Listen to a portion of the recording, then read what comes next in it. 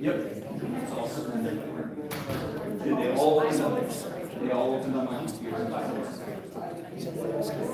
No, I had to, the only issue I had is I had to,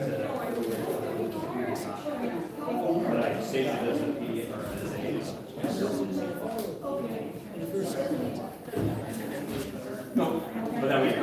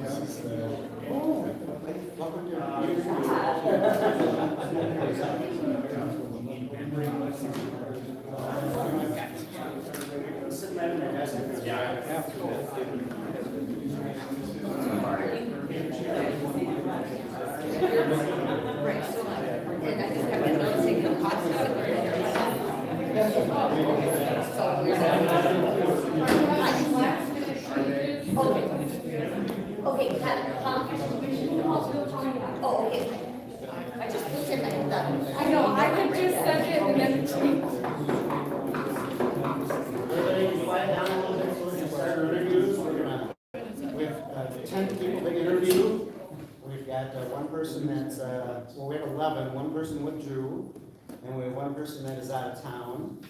We're going to have 10 minutes per person, so we're going to have kind of a stop clock running. And Anna kind of wave at me when we've got about a minute left, so we can at least keep track and keep everybody in time for our 6 o'clock meeting that we will have thereafter. So with that, Kelly, welcome. So you can see all the council members here. Here, I'll start a question. Yeah. I understand we're allowing 10 minutes per person. If anything doesn't go according to schedule, or the folks at the end going to be, is there a plan? We're doing 10 minutes per person. When 10 minutes is up, then we're moving to the next person. So 10 minutes is a hard end. So everybody kind of just pay attention to the clock if they can, and hopefully we get through it. So when you're asking questions, try to be cognizant of the time as well. So basically what we'll do is we'll down there, everybody can ask one question. If there's follow-up questions, we'll try to do follow-up questions as well. So with that. Is there time for discussion about the candidates then during the agenda item tonight? Yes. That's the point of our discussion. Yes, that's when we will discuss the candidates. So this is strictly just the interview. Can you all speak up, please? Sure. All right, so Kelly. Purple. Okay, well, welcome. Thanks for your interview. We've got your wonderful filled out application here. Why don't you tell us a little bit about yourself and why you have applied for the position? Sure. My family and I moved to Orono about 10.5 years ago. We live on a little hobby farm off of Watertown Road, County Road 6. Almost in Eagle Plain, but very much had the criteria of really being in Orono when we looked and found this home that we hope to stay in forever. So this is our plan for the long haul, so I have strong ties to this community and care very much. I've had a 20-year career in healthcare across the continuum of care in the Twin Cities, focus on business development, growth, and strategy, and have had an opportunity over the last few years since leaving the corporate world and now working for myself and with a couple of partners, having a bit more flexibility, being able to dig in and really contribute in the schools, in the community into this is really a continuation of that effort. I have served on the PTO for the past 2 years in schools. I was the president last year and the past president this year, so my term is just ending. We try to have some continuity with keeping the president on for an extra year. I'm incredibly proud of the processes and rigor that we've put into kind of putting some processes in place in terms of how the decisions are being made, how funds are being used, how we're just putting administrative processes in place that weren't necessarily there a couple of years ago, and have had great feedback from the school administration and principals about how high functioning the PTO is. So I'm really kind of proud of that work that we've been able to do. Why did you apply for the position today?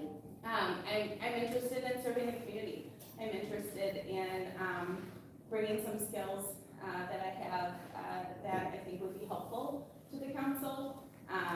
I love this community, and I see some of the challenges that the council and the processes have faced over the last couple of years, and I think I can help bring some perspective and balance to the position. I, in particular, have a couple of things that I think would be valuable. So about a year ago, I started an early stage med tech venture capital firm with a couple of the smartest people I know. We spend a lot of time doing research and due diligence on companies that we're going to invest in. And the rigor that we put into that process is kind of how I approach problem solving, collecting data, understanding what the issues are, talking to as many people as I can, just to understand before making decisions. Doesn't mean that it's consensus driven at all, it just means I'm trying to get as much information as possible. And then, I'm one of my top skills is building trust, and I think that's something that certainly is beneficial in a community-based position in the city council. That's awesome. Well, I appreciate it. You got a great, since you got a great stuff you've had here in Orono, and a great presentation and a lot of information. I'm going to start on this side of the table, and then next time we'll start on this side. So let's go ahead and Vincent, if you'd like to start with any questions you might have. Absolutely. Well, one, I'd like to hear about your work with Girls with Impact, because I think that's a very unique skill and interest area, working with young women to, provide leadership skills and guidance, and how you would serve City of Orono in the capacity of council member with that. Sure, absolutely. So I'm on the board of a not-for-profit called Girls with Impact. We focus on educating girls through a very unique online platform. It's kind of like a mini Harvard MBA for tweens and teens as they get ready for college, giving them skills and confidence in business and how to approach building a business, how to develop a marketing plan, and really serving all girls and women as they're underrepresented in the C-suite and on boards in most corporations today, but also serving those who are underserved through corporate sponsorships. So working with corporations to get sponsorships in order to be able to bring any girl who wishes to participate in the program regardless of their ability to pay for the program. What was that called again? Girls with Impact. Based in Connecticut, but the board members are nationwide, and there are a number of really impressive corporate sponsors that we work with.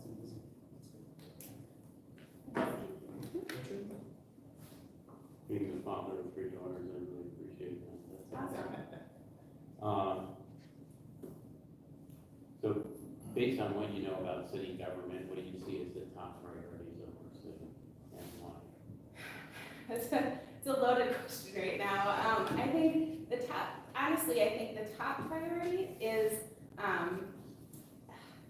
gaining some semblance of a community and bringing people back together in a way that it feels a little bit fractured right now. And I think bringing bringing the community together, and that might be done through kind of building trust, communication, bringing people on board. You know, I've always had a philosophy when building businesses and dealing with really tough critics at times, that to bring some of those toughest critics on board can be really beneficial, and that's really hard to do. And so that's where some of those softer skills come into play that I think I would bring to the council.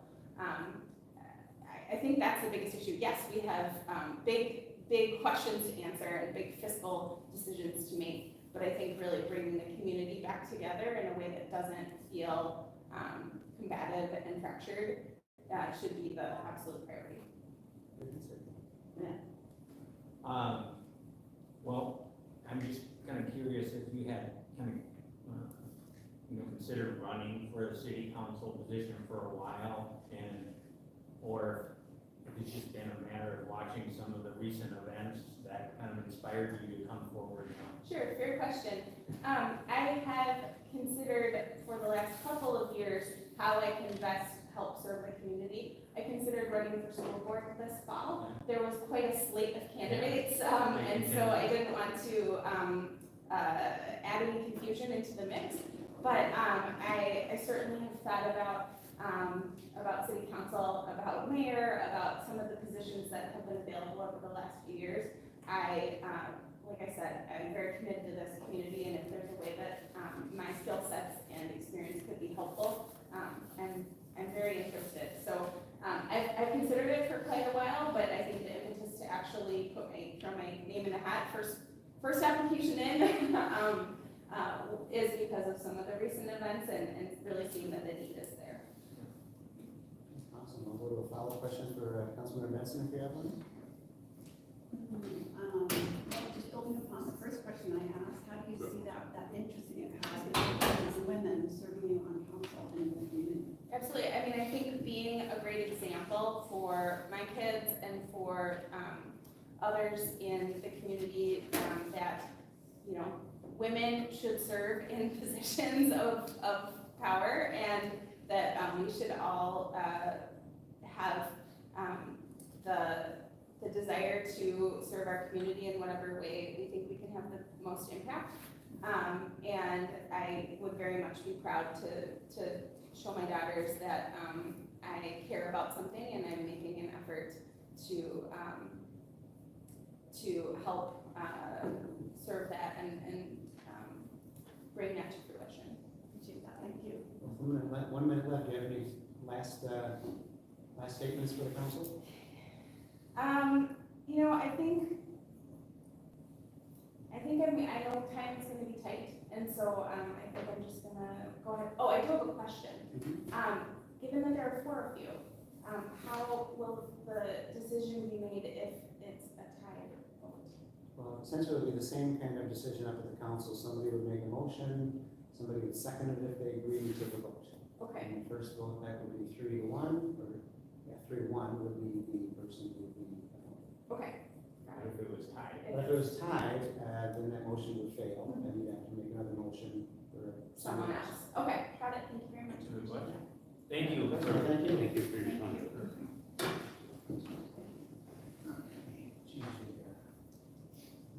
Name here. Yeah, we got it in order.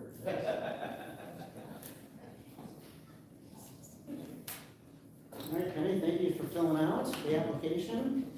Why don't you tell us a little bit about yourself and why you have decided to put your name in for city council representative here in Orono? Okay, first of all, I was asked to, and second of all, after hearing Kelly, I have really good food. I think there's gonna be some really good candidates here, and so I'm not worried. I was kind of thinking that there might be some, conflict or not, but I'm real at peace. And why did I run? Well, first of all, when I moved into Orono, it was like the duck. Living in the wetland and living with the natural resources and driving into where I live, it was all the shaded road, a lot of big trees, 50, 60-year-old trees. Well, later development, most of those trees are gone, and I see it as every variance, when we ask for a variance, it's because in often cases, the house is too big for the lot. And there's this, and then like the garage being 1.5 times what we would have, I'm wondering if there's a plan for 50% more roads and 50% more houses. And we have like 8,400 citizens and 3,200 houses, so really we have about 3,200 sources of income. So I can see why, you know, you wanna have bigger houses and bigger tax base. But like Kelly, I'm a little worried about how we're spending our money and how those decisions are made. So I wanted to just be there like Kelly, to bring the community together and be able to, you know, have more, understanding of what we're doing. Okay, we'll start on this end, this time with Matt.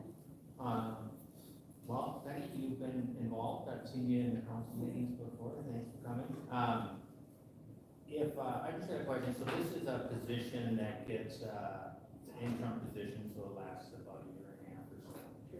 If you were appointed, would you, see yourself running publicly after that, or are you just looking for a position to fill in election? Well, you know, I ran before, back in, let's see, it was at the end of Lee McMillan's run, and, I came in third. So, and it's a job to run, and so I didn't re-up and, but then I started watching, you know, over this past year, and that's when I got more interest. So, yeah, probably, you know, depending on how it went, I would probably be interested in.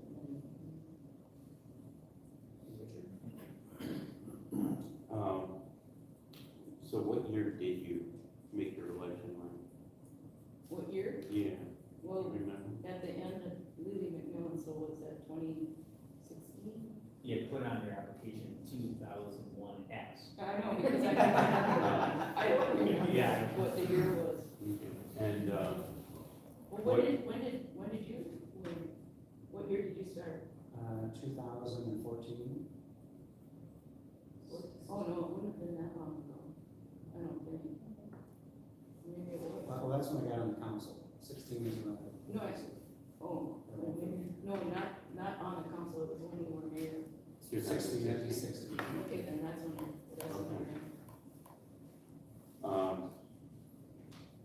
what, previous community involvement have you had in Orono or in the city?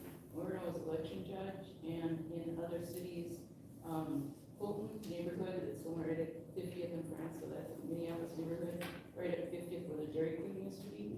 And there was an effort to run the traffic, make that 50th an arterial, you know, because France is an arterial and 50th through Edina is an arterial.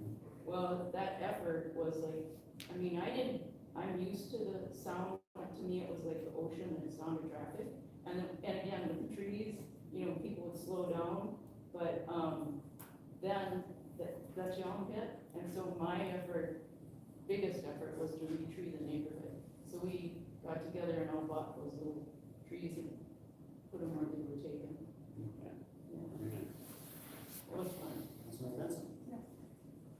You mentioned getting involved recently because of some of the involvements you've had in recent, I guess, months or years, I don't know. But we've talked about trust in the last interview, and I wanted to ask you about trust now. How would you go about building trust as a new member of city council?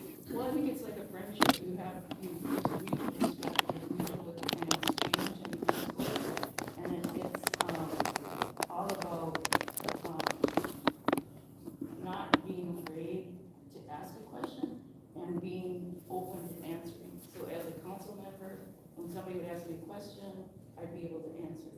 But that would mean I'm, you know, up to speed on the information. Okay, thank you. I have one for you. What would be your top priorities that you would see that you want to take care of, maybe the top 2 that you want to get solved, you want to take care of from your perspective? Well, it might be too late at the fire station, because, so many people, like the volunteers, I've heard from the volunteers that they're gonna stay at Long Lake.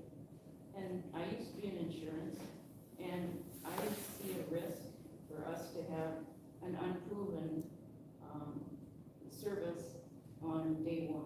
And so I see our rates going out the roof because that's how they base, their rates. And when I moved to Orono, there was question of what our rural, what our status was. And now I see that it's urban, but it used to be rural. And they always ask, where's the hydrant and all that kind of stuff.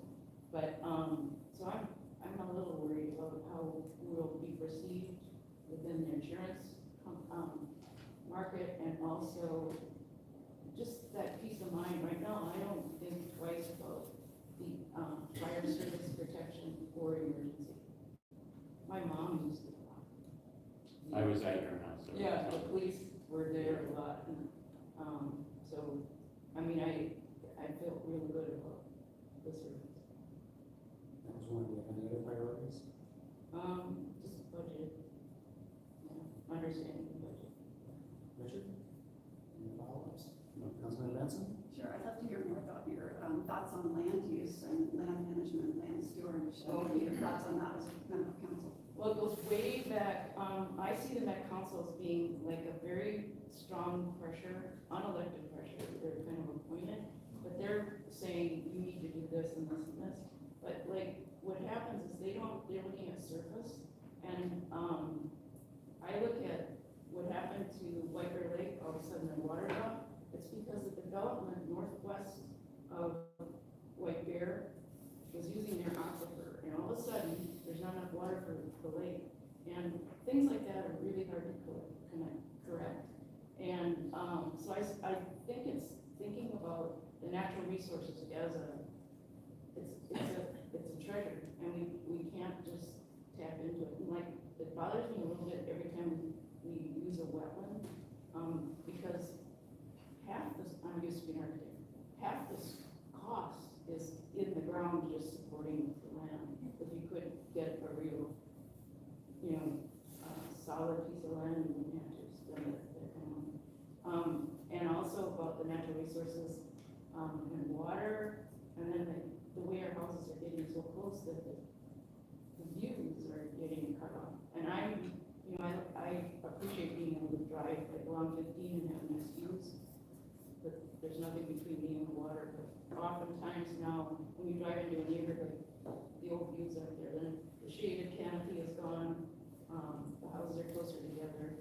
But, people are still friendly, and I think that's hard to break in Orono, because that's what I feel is that there's a lot of friendly people. There's a lot of interest in community building. With 1 minute left, do you have any final statements for the council?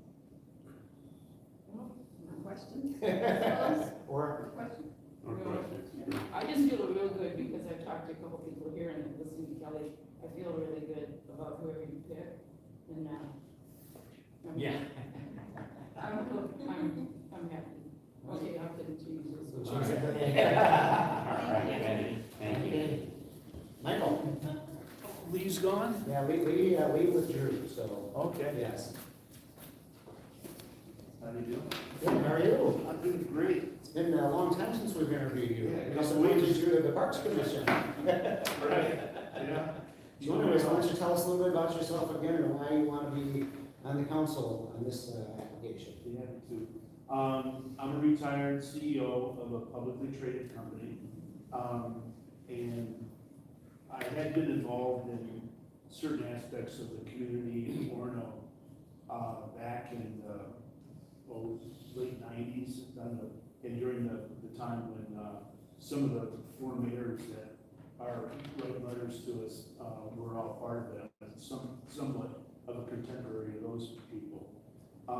And I got so busy at work, I really had to back away from the community stuff. And the idea is when I was done with, or when I had retired, I would come back to this, and being a part of the city council would be my high priority.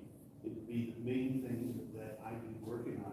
I'm really interested in trying to find out how I can help do a number of things. So I guess with respect to my background, that's kind of it.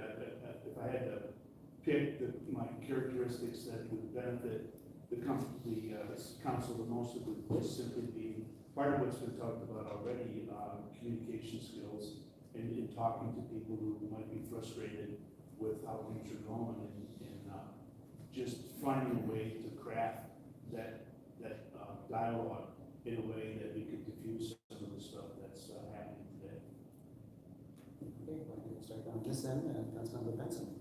Chair, you do mention, and you said it again just now, your communication skills. You said stabilizing force to aid the council and communicating civilly with the community. What responsibility does the council member have on their part in communication?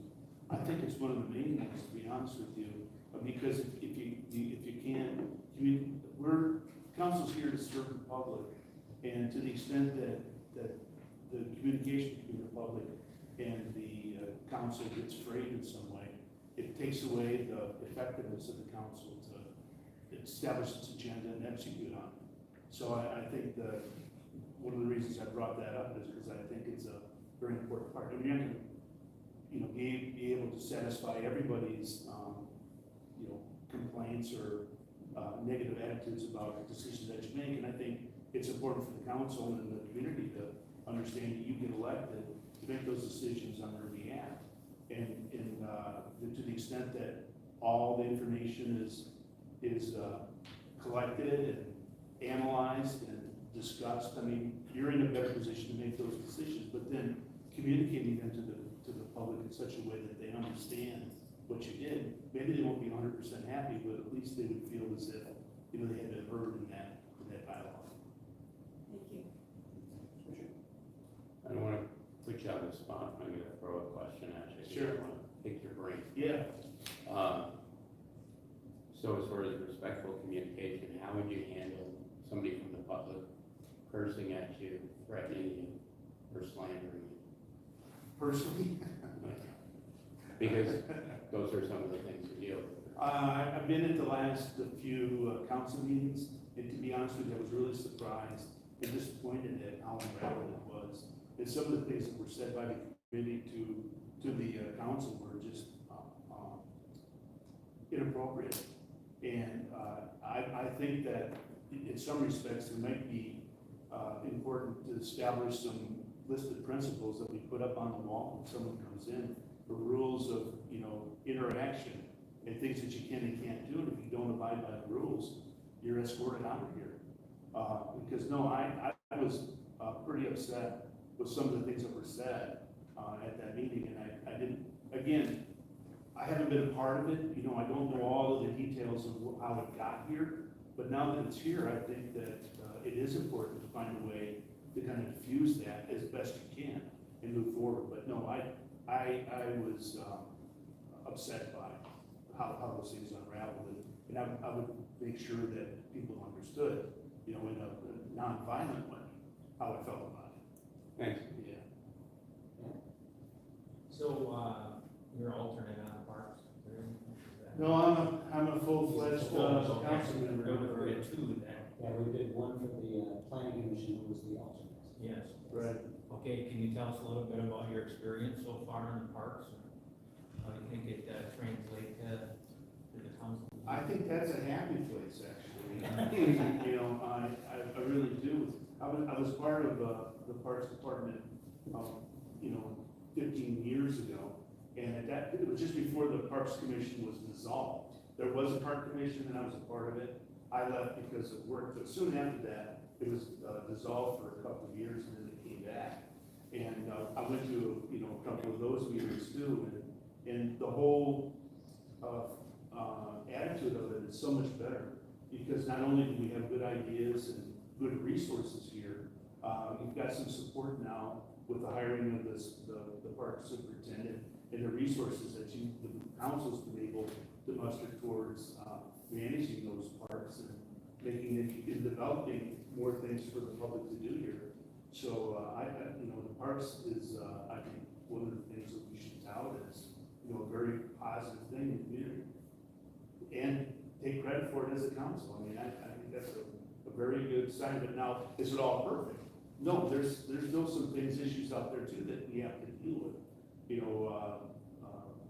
Biking through the back trails at Meerwood, for instance, is something that pops up. Are we going to kill all the trees that are in there because we're riding mountain bikes? Well, maybe, not, but those things need to be looked at and addressed too. But by and large, I'm very pleased with what's going on in the Parks Department. And we're budgeting now. I We see say it. we're in the past. I think it's great. Yeah. I really do. And we do appreciate all your service on the parks. Oh, you're welcome. We do. Go back on Councilman Benson, if you have a follow-up question. Sure, regarding the budget, you talk about communicating to Orono citizens as important stakeholders in city government, and obviously that includes spending. So Yeah. what are your thoughts on the responsibility as a council member with regard to fiscal decisions? Well, again, I think that's one of the top, two priorities for the council is that kind of filters through, trickles down to a whole lot of other stuff. And balancing revenue with costs, and making sure that the priorities about where dollars are spent, is an integral part of running a government or running a business. And I think, again, those things are a part of that communication process that may be able to be improved as well too. Making sure people understand how you've chosen those priorities and where the money's gonna be spent. And showing that fiscally responsibly, we can collect enough revenue to not go into debt. I mean, and to at least manage that in such a way that the things that we desperately need to do get done, and the things that we don't have money for maybe get put on the back burner. Any follow-up question? No, Thank you. Well, thanks, we have great, community members in here, and I appreciate all your service. Do you have any other final questions or thoughts for the council? I think a lot of it has come out in the last, few times that I've met with you in the park meetings that I've gone to. I know it must be terribly frustrating from your part, and what I would ask is, how, do you have any intentions about how you're gonna change the way you interface with the public so that they don't create that kind of havoc in the next meeting? I mean, that you would view that as a priority too, because I would hope, if I'm gonna share that objective with you as a part of the council, that we'd all be holding hands as we walk through that. Yeah, I think it's very important. yeah, good. Appreciate your time, Michael. Yeah, thank you. Yeah, absolutely. Okay, next is, Cameron Boyer. You just go to sign at the bottom.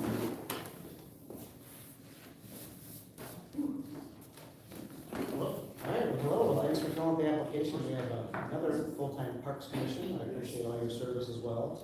Why don't you tell us a little bit about yourself and why you applied for the position? Sure.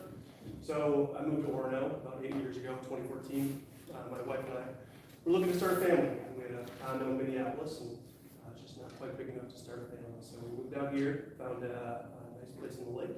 We enjoy recreating on Lake Minnetonka, the boat and the beach, and just enjoy the resource that Orono has to offer.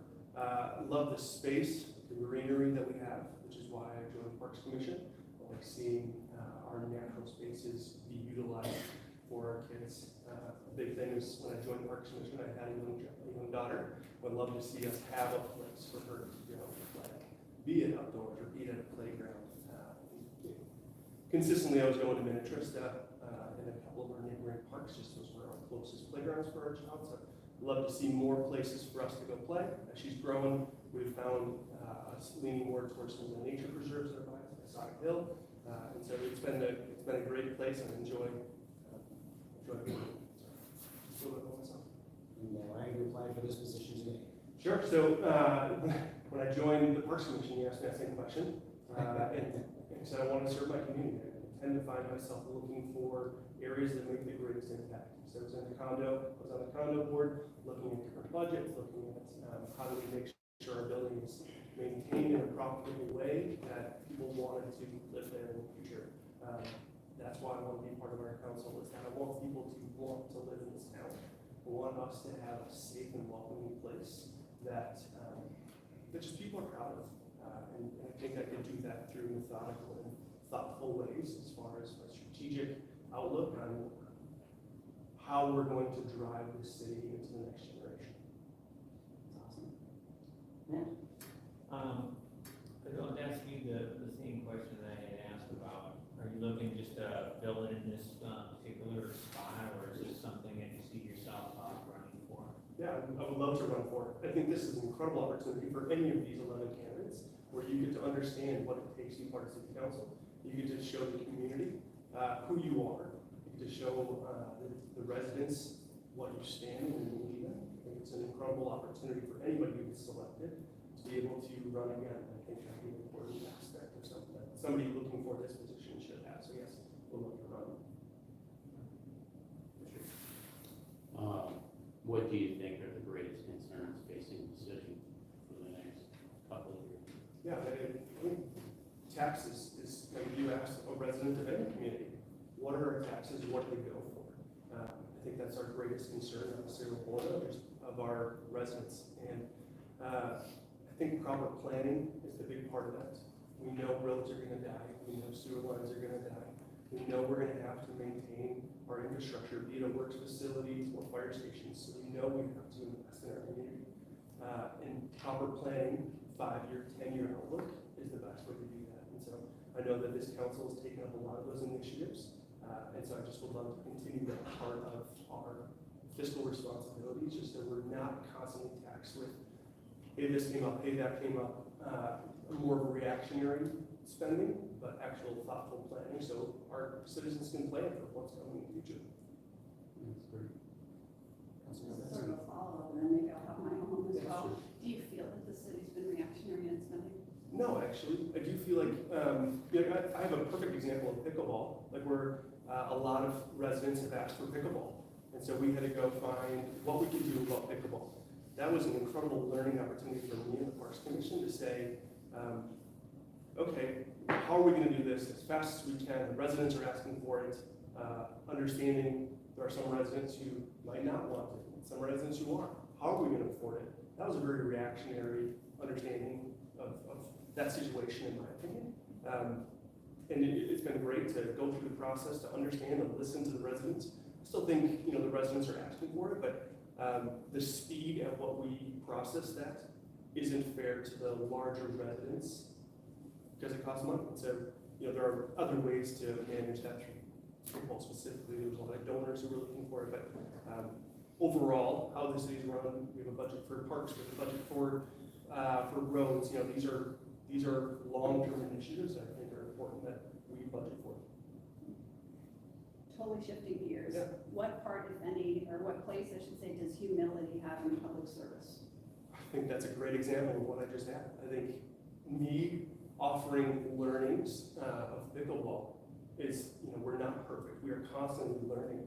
I think you'll find, this is when I started corporate America, however long ago, I had a boss who said, it's gonna take you 6 months to feel confident in your role. I'm sure you're there now, but it probably was this freak thing when you first joined of, wow, what am I doing every day? And I'm sure whoever gets this is gonna have the same thing, myself included. It's like, what does this all entail being on city council? None of us know fully who are sitting behind me, and I'm gonna have to learn. And there are gonna be mistakes made by any of us, and I think that's up to us to own what we've said, what we've achieved, what we've gone through, and humility is a big part of just being a human.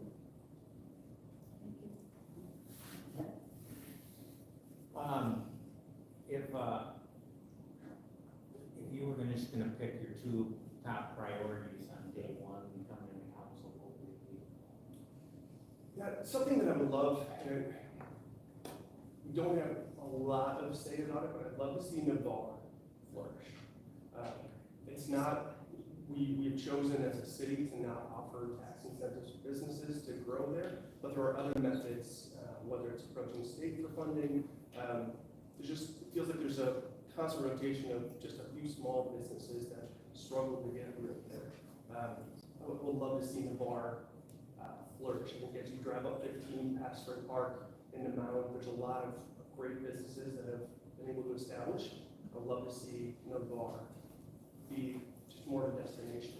We are a tourist destination of the West, if you will, with Lake Minnetonka. We have a lot of people driving through 15 and 19. It'd be great if we had additional amenities there for them.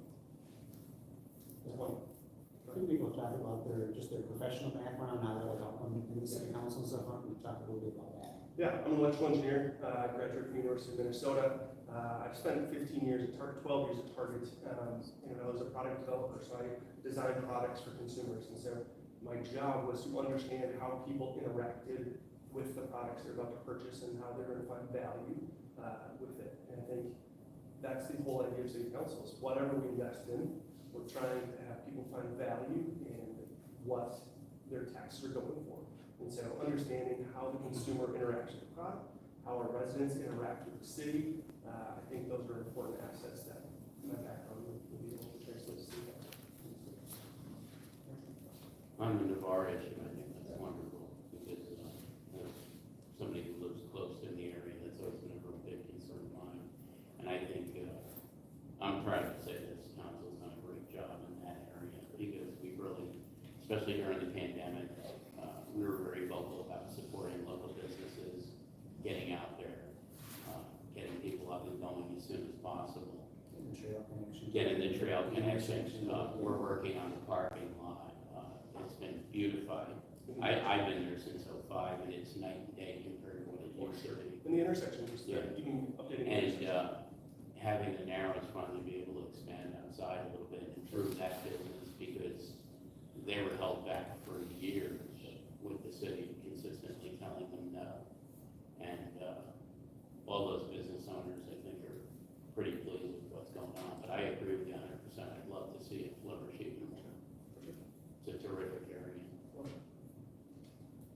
Yeah, I do. You talk about the idea of understanding what consumers want within the business world.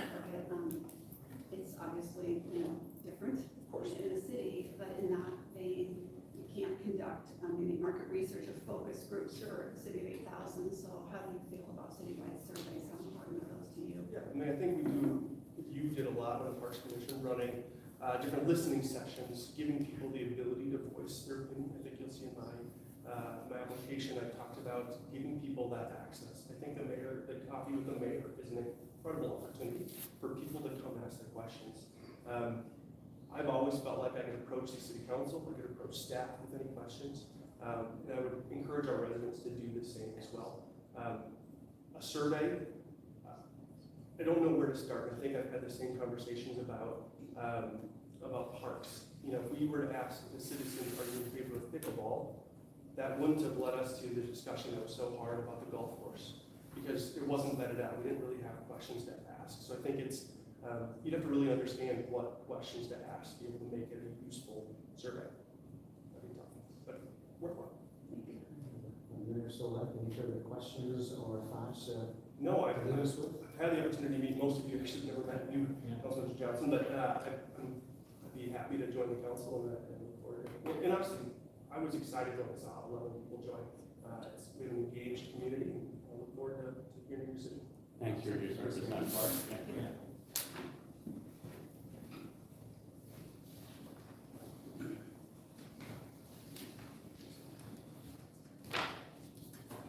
Gina, tell us a little bit about yourself and why you have a city council.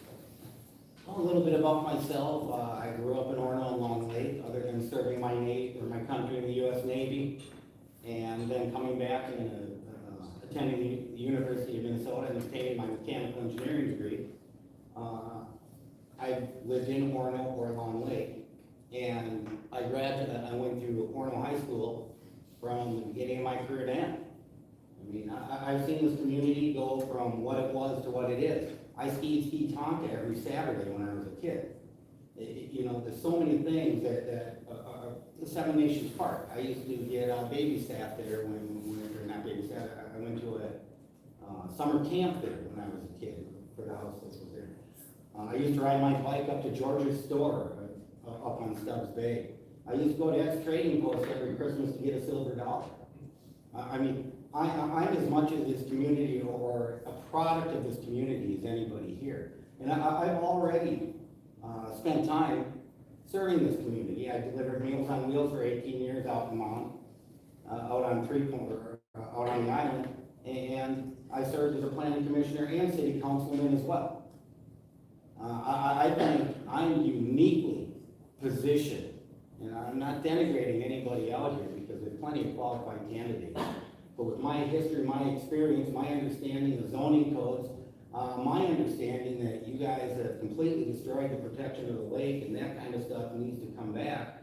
And the fact that I don't think you should be using the code book in order to enhance friends or let people get away with stuff to sacrifice the lake to do so, or any of the lakes. And these kinds of concerns bring me to my main point, is the fact that as far as green energy comes, I've rarely run into as either in a community ordinance-wise.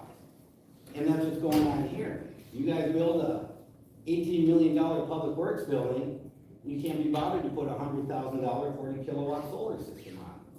I just signed a contract for two 40 kilowatt solar systems, $102,000 each.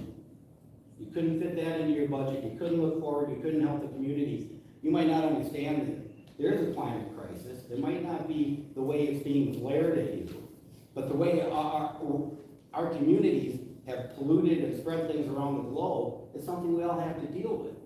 And the perfect example is government regulation is great at times because when acid rain was falling everywhere, it took the government to step in and to stop these kinds of things. Well, you guys are a government here and you have a chance to help. And I really think we're having a problem overbuilding our parks, some of our natural areas that are just priceless to this community. And that's a viewpoint I had years ago when I was on the council. And I don't think you're very forward-looking when you say I'm building a 100-year building and not considering the energy. So that's what brings me here today.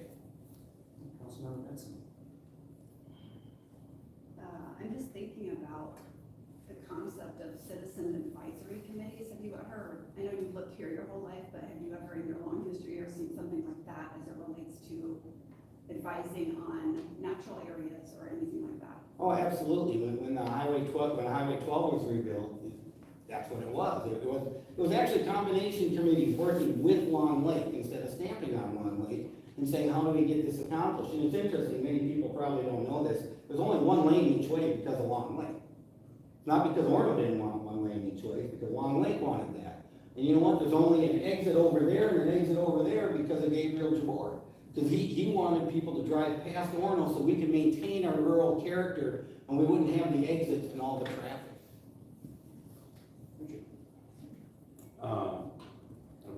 I appreciate the respectful manner that you have for me, so I want to thank you. If you were appointed, what would be some of the first steps that you took as a new city councilman?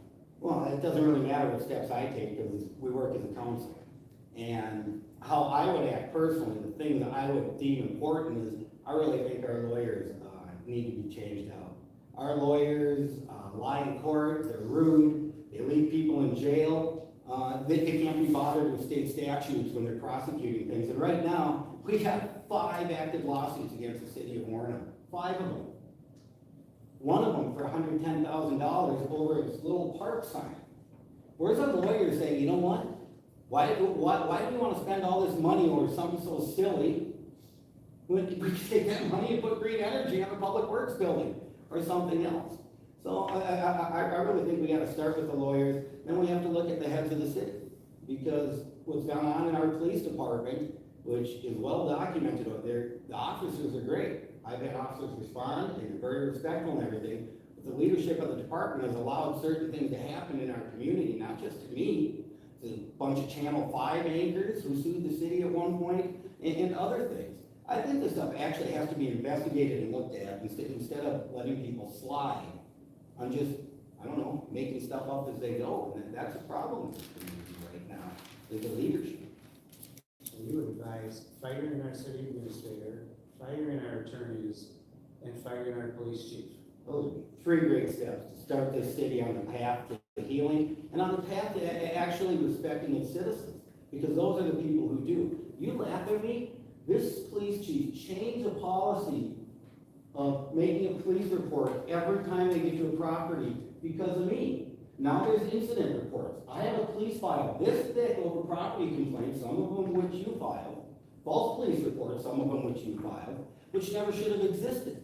Why do I have a police file when I've never been convicted of a thing or done anything wrong? I simply tried to go green. That's not me. That's the chief of police allowing this to happen. Like I said, he changed a policy afterwards, once he realized what had happened. You think he would acknowledge or recognize it? Not at all. You know, I am interested in, energy and energy preservation, and how do we become more efficient? What's the best way to offset, people's perception that it costs too much money to be energy efficient? That's a tremendous question. I just want to say, first of all, the only reason there's energy efficient lights in these buildings is because of me years ago. When I brought it up to the city, and the city went through a lighting retrofit. That's the best first step. It's cheap and it's great. The problem is, like you said, this big upfront cost. Well, my client had a choice. He could have a 25 kilowatt system and get a $5,000 rebate from Excel Energy for one of his buildings. Or he could build a 40 kilowatt system and blow off that $5,000, and over the 25-year life of the system, subtracting the extra cost of that 15 kilowatts, he's gonna make his company $120,000 plus. I can prove this to you in documents, and I've got plenty of clients who will say he's absolutely right. You have to be forward thinking. You have to understand that not only prices don't stay the same. When I give an estimate, I give, at today's prices, here's your payback. But you know what? Prices go up, and I've been doing 4% per year, which is really low. 4% per year over the 25 years, I average that, and then you can see what the real payback is. You might be saving $2,500 a month now, but you're gonna be saving $5,000 to $6,000 a month in 25 years, and that's only 4%. It's a matter of just getting you to understand, look at the numbers, and reason it out. Like I said, they make the decision to get this 5,000 from themselves. Let's make as much as we can over time. I was saying, but sort of a two-part question. I would definitely tag on what Matt said. I'm not opposed at all to green energy, but as a council member, it would not be something that you personally could supply to the city because it would be a complete conflict of interest.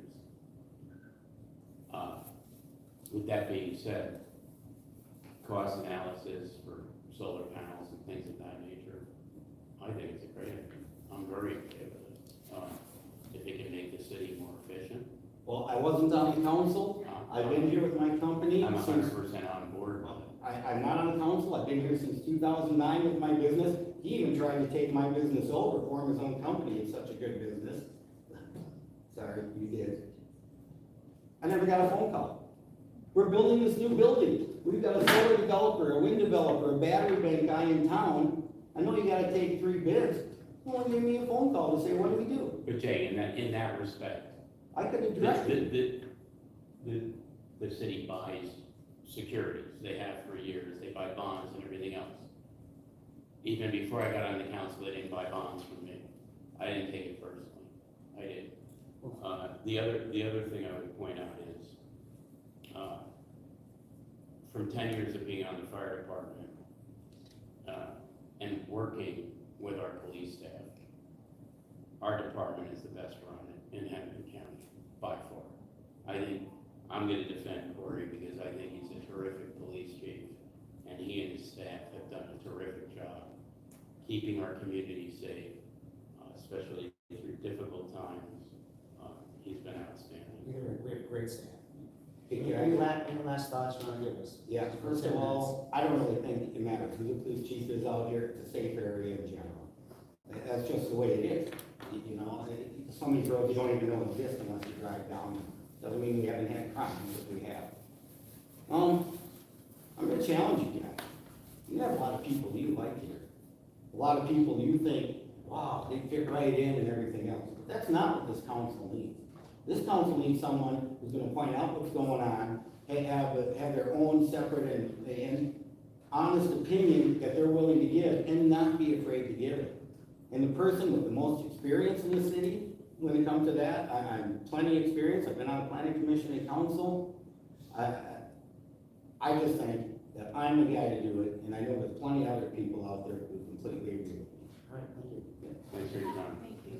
All right, Maria Beach, who's next, is out of town, on a family trip. I know everybody, assuming she reached out to everybody, because she said she was going to. I did, I talked to her with her. So we had, if anybody was outside of this, because she couldn't be here, so. Did she get ahold of you as well? I spoke. Okay. So the next on our list is Brian Tuberville.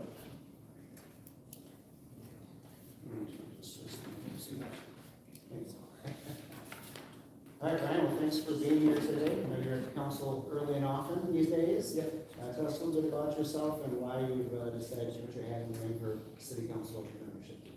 You bet. So, Brian Turbine, I've lived in Orono, somewhere around 14 years, and, had you asked me months ago, would I ever be running for a council seat, the answer is no. But I think there's a lot more than just what's going on in the chamber that's property here. We pay close attention to politics in our house, and, are very interested, always have been. Came for a particular issue, and from there, listening to the council, seeing what's going on. And then ultimately, the challenge, which ultimately came from each of you, saying, if you think you do it better, show up and be a part of it. So I don't say I can do it better. I don't know that I can. I believe our politics are similar. And yet, I think I bring a calm and demeaning voice to settle it all out. And I hope that I can bring a different tone to the overall side. And when it comes down to it, Orono is a fantastic place. It doesn't need change. It doesn't need to be ran differently. City staff and administrators don't get the credit that they're deserved. And this is the council. It's pretty difficult to sit up on that bench, and there's certainly a sanity check saying, am I doing the right thing sitting here? So. Brian, you mentioned tone. You know, what would you say is the current tone, and how, where would you like to see tone change? It is very disruptive to get business done, and it is hard to get past the outbursts and the outbreaks that happen in the chamber.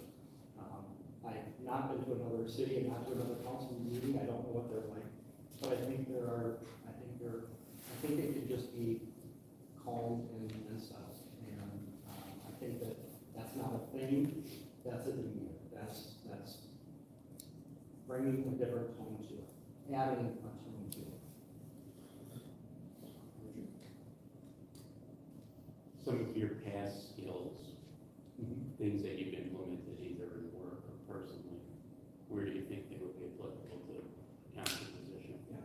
So to tell you a little bit about myself, I started a company in my dad's garage in my early 20s. That is now literally a world-renowned printing company. We have a niche that is very specific and awards throughout. In starting a company with employee number 1 and going to the 65 or so people that we have today, I have hired hundreds, I have fired dozens, I made payroll every single week for the last 30, whatever it is, 8, 9 years, whatever it might be.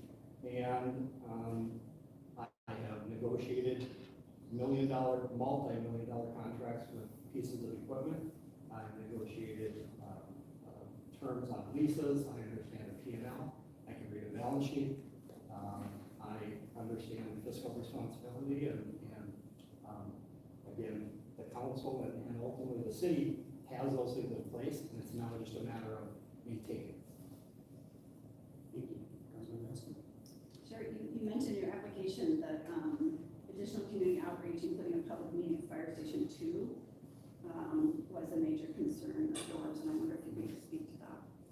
So coming to my first meeting and then going from there, that first meeting, and I don't know if that's when the whole conversation with the fire station started, but it's really what brought us back week after week.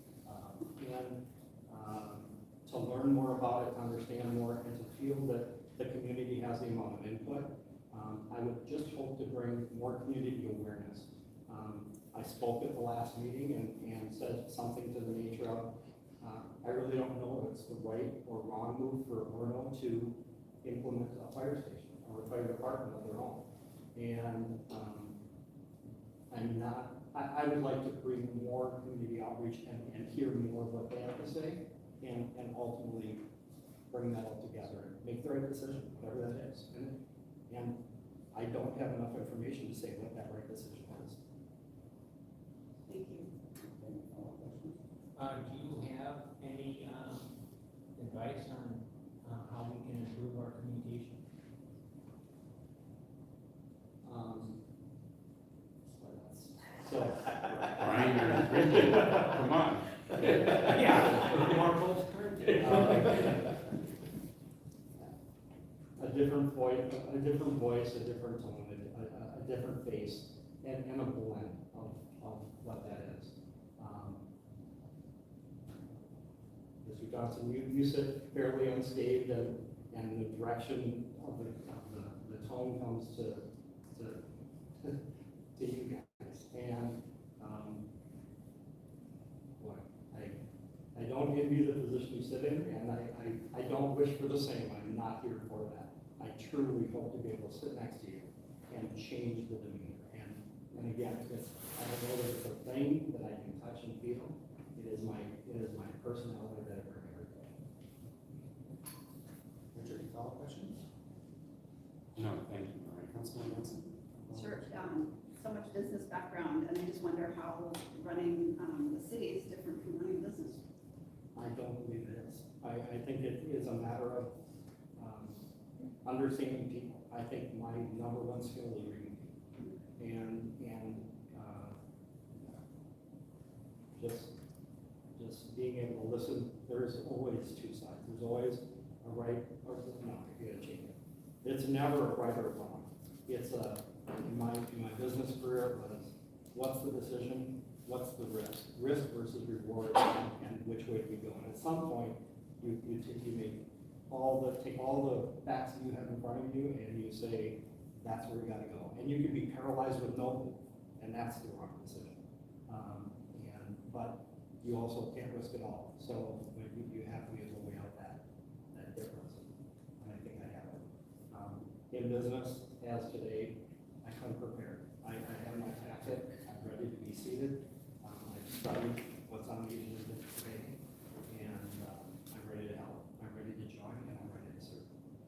That leads me to any last thoughts or questions for us with that statement? That was pretty good. I don't think so.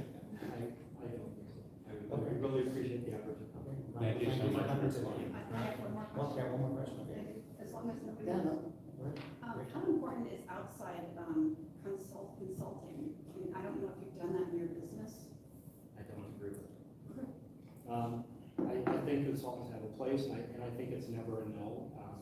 But I believe at some point, if it becomes too personal, too close, it may need to be settled in. But generally speaking, I don't and have not used it in my business, and I think you have to be able to rely on your own thoughts and knowing what you know about the situation. If it's all coming from the outside, is reading off a sheet of paper, and they don't know, they know what they can see on paper. So it's not what I believe. Thank you. Brandon, thank you. Yeah, appreciate it. That'll bring us to Lauren. If you could just change the card and move it to the bottom. Thanks, Lauren.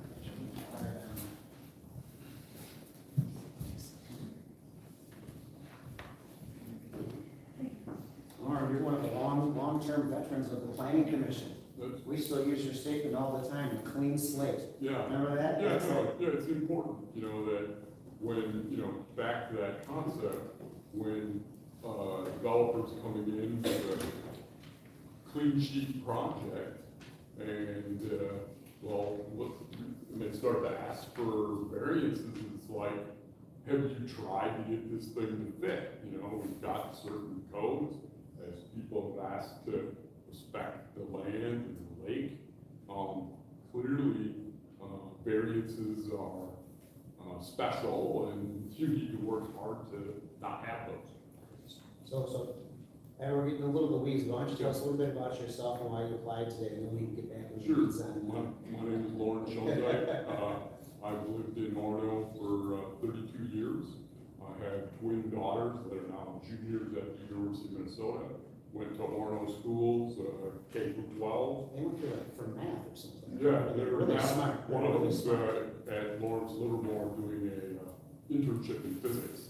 Pretty much the Super Bowl physics. The other daughter's researching it. They're gonna be applying in about 8, 9 years. Yeah, we thought when they were kids, we'd practice calculus and free throws. They're far too short, so we went to calculus.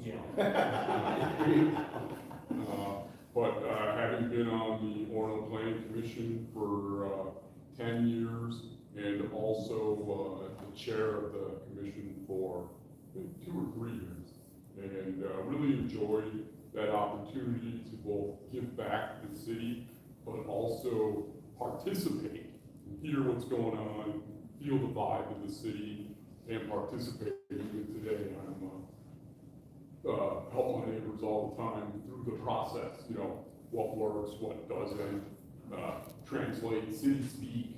You know, so that they're not wasting staff time or their time, and they're not asking for crazy stuff that would never go through.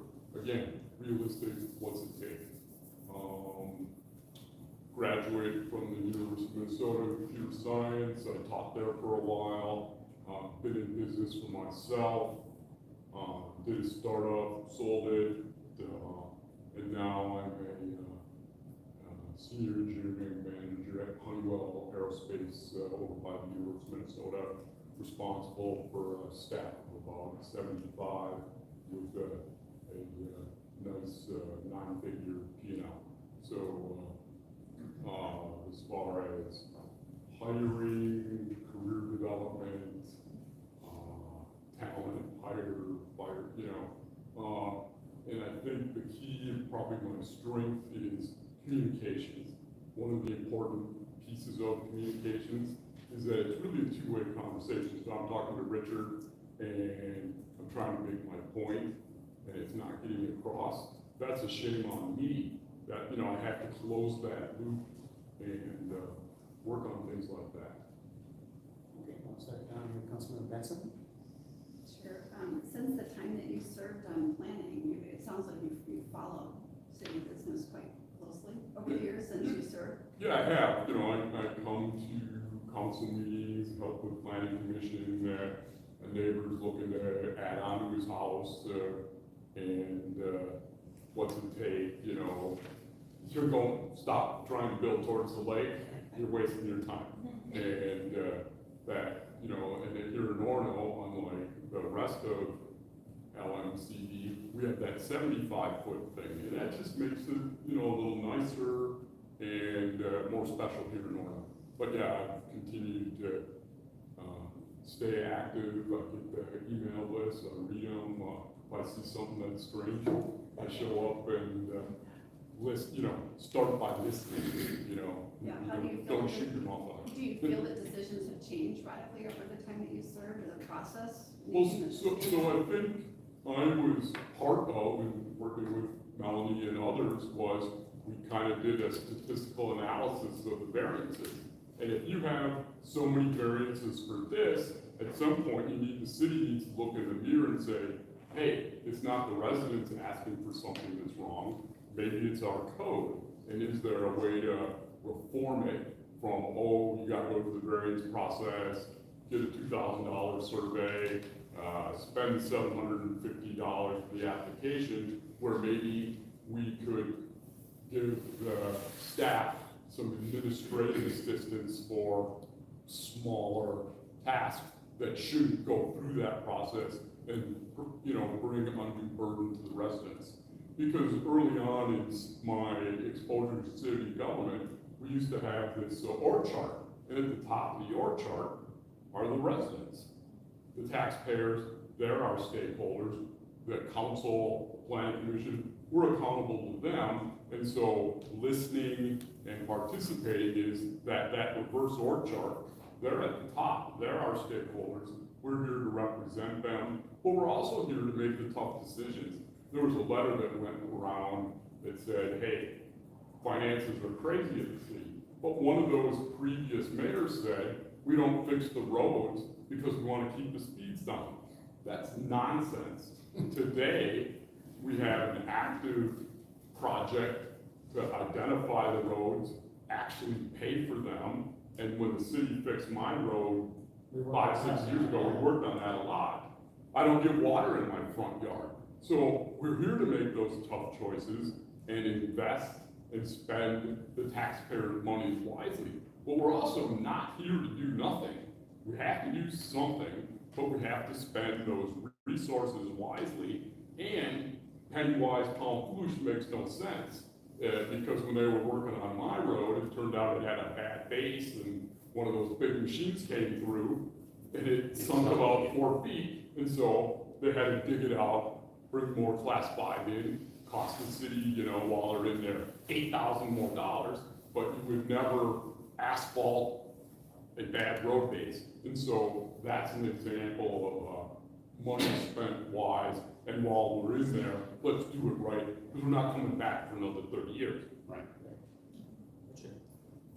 I want to first start by thanking you for your previous service. We truly appreciate it, and you were always a pleasure and a thoughtful person on planning, and very kind.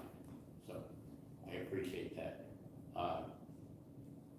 I like your thought process, and I guess I'm not asking. I should ask more questions than making a statement. I like Lauren's thought process because I think that's the way our council has looked at things. Is if there was various variances coming in for one item, then if the code doesn't necessarily make sense or it's not applicable anymore, it's something we need to change. And then we tapped on that and we created the code review committee. That's why we did that. We started cleaning up the codes, bringing prices down, how can I get people through the process so it doesn't have to come to us. And I know we worked a whole bunch because Orono used to never do any curb. And yours one of the first few ones where we said we need to control the water as much as we can. Yeah, and I offered $8.09 a foot. I came here and said, can I buy it? I need 92 feet, and But that was I'm part of the my own skin process. in the game, Yeah, exactly, put the yeah. contractors up front to make sure we did it correctly. Yeah, Do it right you know, we the first worked time. with, you know, Adam when he was the public works director, you know, to make sure any of the things we talked about, all those red lines showed up on the plan, because you have to dot the i's and cross the t's, because if it's not on the plan, it's not getting done, you know? We know that, yes, that's Yeah, for sure. yeah, and one of the things I had shown here as my interest is digital infrastructure. I think it's as important as sewer, as it is, any of the other pieces. And, you know, and if you're like most people, I no longer have a landline.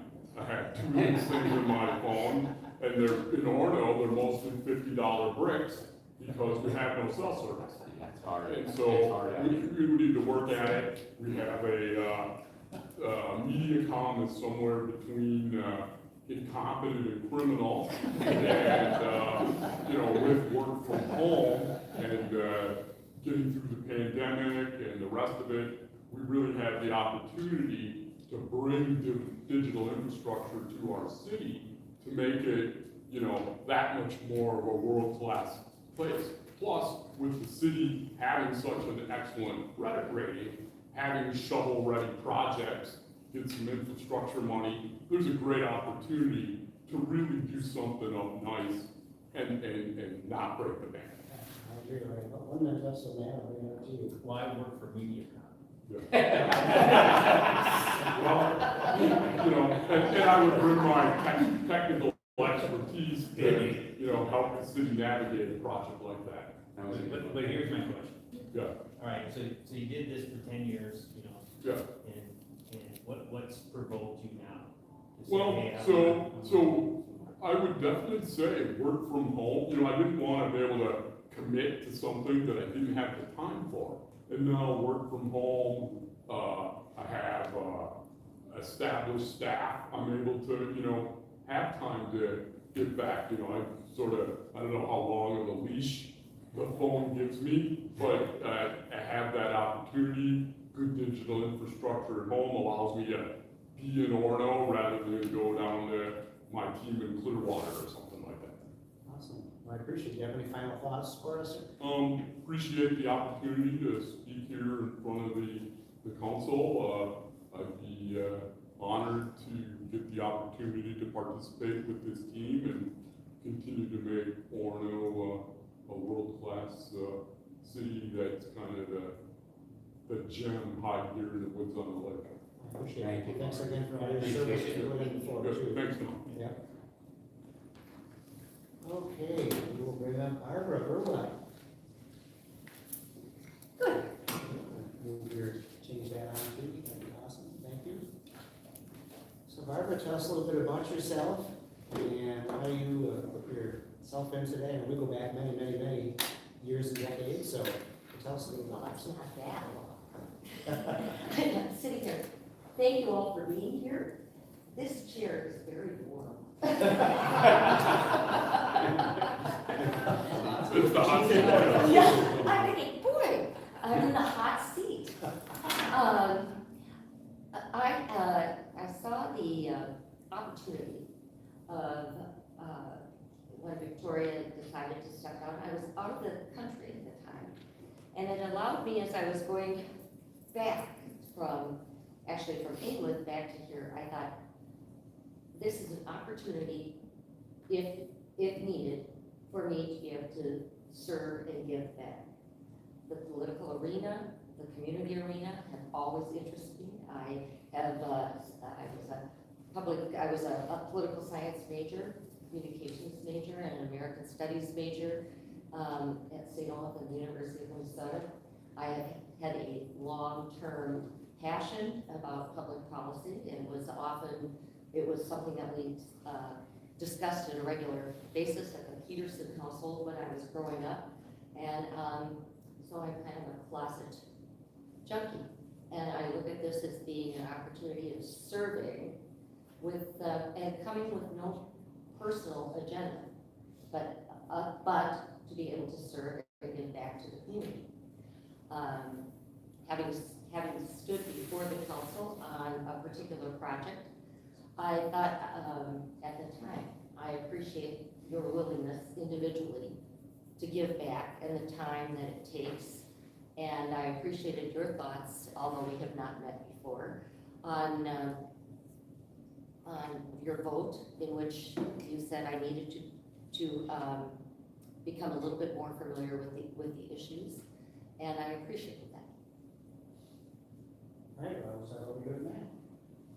Well, is this something that you're looking just to fill in this short-term role, or is it, are you interested in, you were appointed, also run in a public way? I think if elected, I would serve. You need to run again next year.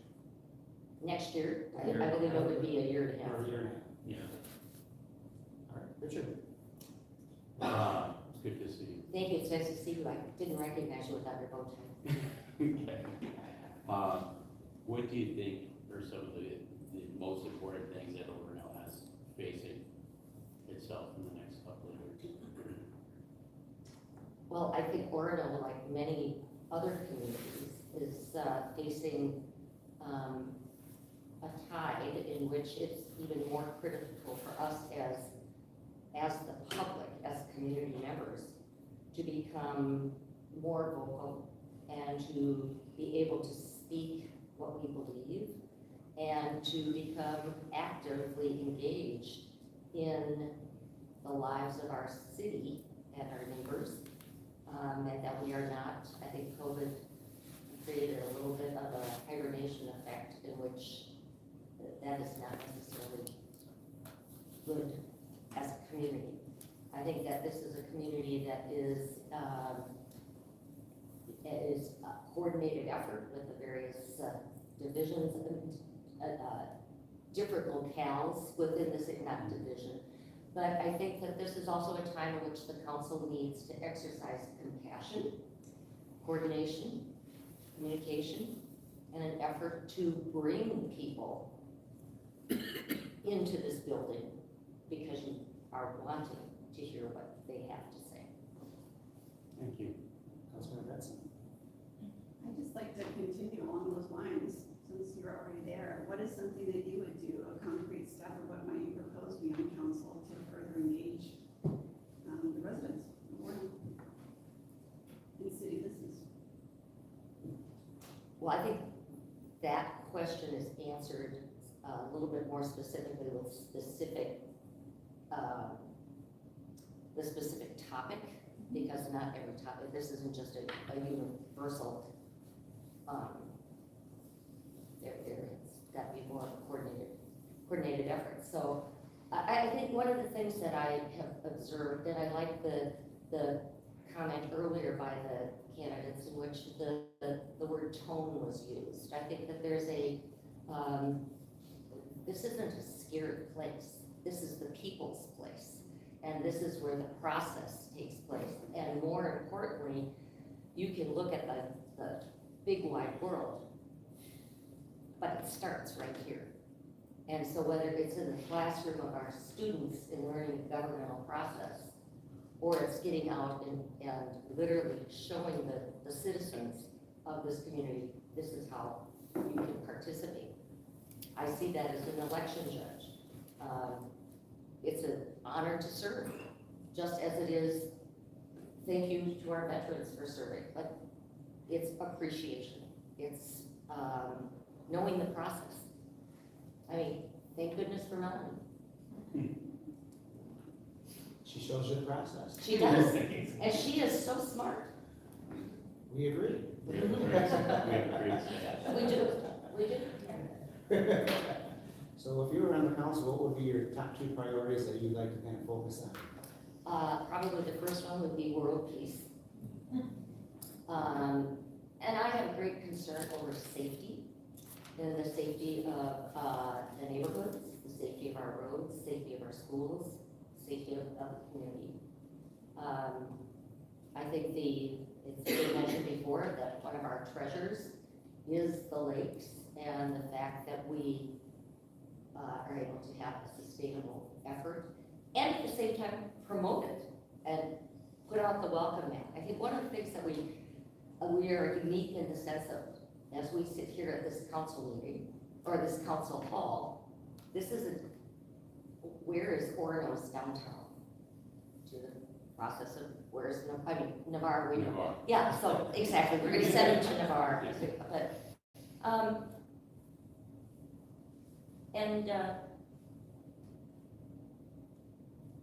controlling the communication of the citizens with the council. Not controlling, but temporary. On the communication front, two-part. Okay, how do you kind of stay connected? Where do you go to get your information about the happenings in the city? And then the other half of that would be, do you have any thoughts of what we could be doing better to communicate more effectively? Well, I get my information through the web, the city website, and Sailor, and the newspapers, social media. I mean, I don't get it on Facebook. And do you get the city email? Do you subscribe to that? I do. Do I read it every single week? It's riveting. It's right up there with the bylaws. Yeah. When you have a little insomnia, there you go. Richard? Would you have any advice of what we could be doing better and more effective in communication, or the means, or? Well, the quick answer to that would be yes. The specifics would be, let me sit at the same table with you, and it'll be very easy to become more judgmental. Yeah. That's a good way to answer. Richard? You discussed public safety, protection of roads and so forth. As far as public safety is concerned, do you have any concerns in Orono regarding public safety or the way it's been run? Well, the quick answer would be yes. But to that degree, I do believe that when concerns have arisen within my area, the police have been extremely responsive. I would say that that's just unfortunately, that's just part of our world that is different than when I was growing up. With about a minute left, do you have any further thoughts for us or questions? I appreciate the opportunity of having this. I think it's exciting that there are this many people that are interested in serving. That warms my heart as a U.S. citizen, saying I'm a believer in red, white, and blue. I've had a variety of different opportunities in my life to serve in a global place, a national place, a statewide place, and this is my home of 40 years. I've raised 3 children, and my husband and I have lived here. I have a real strong concern about the migration of our citizens, both from in the metro area specifically. And it pains me to see citizens leaving and taking businesses with them. Out of Minnesota. Out of Minnesota. So that would be, safety and migration would be one of the things that I would be interested in. Well, thank you for your time, thank you for coming. This is one, just with your travel schedule, is that a concern? You No, mentioned a lot in of fact- travel, I just thought I would. put No, that- I should have, I mean, it was just one of those, the opportunity and finding out why this happened when you were across the pond. I couldn't figure out what happened at the council, but I was able to find it. But no, this is, in being able to, look at this is a good time for me because we have moved our businesses and my sons have left the state. And I have a number of other obligations that are now coming to a close, and this is a good time. And so therefore, I thought I would step up and say, if I can be of service, this is a good time. Thank you. Thank you so much for applying, Carmen. I pulled off the seat.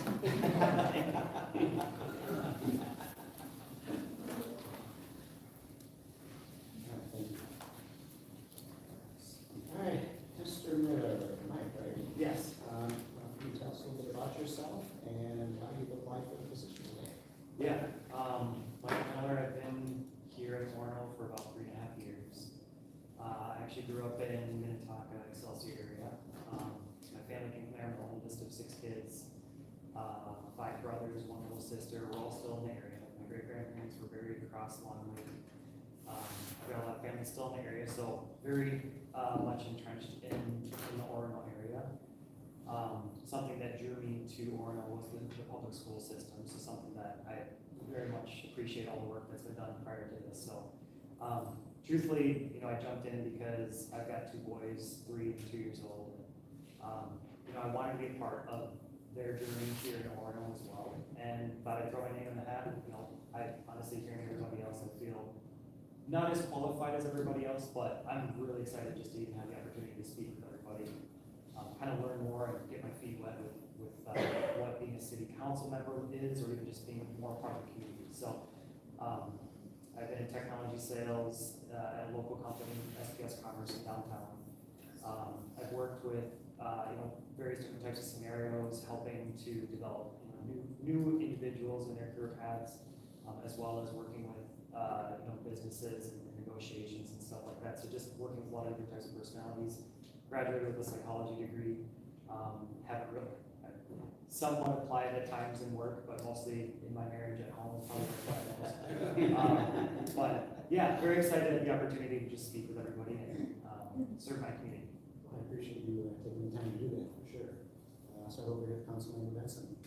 Sure, so with younger ones at home, obviously you're thinking about the future, living in Orono, and I'm wondering if you have any thoughts on that earlier topic regarding green energy or renewables and how you see that unfolding in the city of Orono. Thoughts on that? Yeah, maybe ask me an easier question. I think this is kind of the way the world is going, and I think there's a balance of both. I think it's a challenge. Whoever is on that side that's making the decision has to really consider what is it that's going to cost the short term, the people who, let's say, need, kind of dependence. Like I think about jobs, for example. If you're moving to green energy does that compromise work, does that compromise jobs?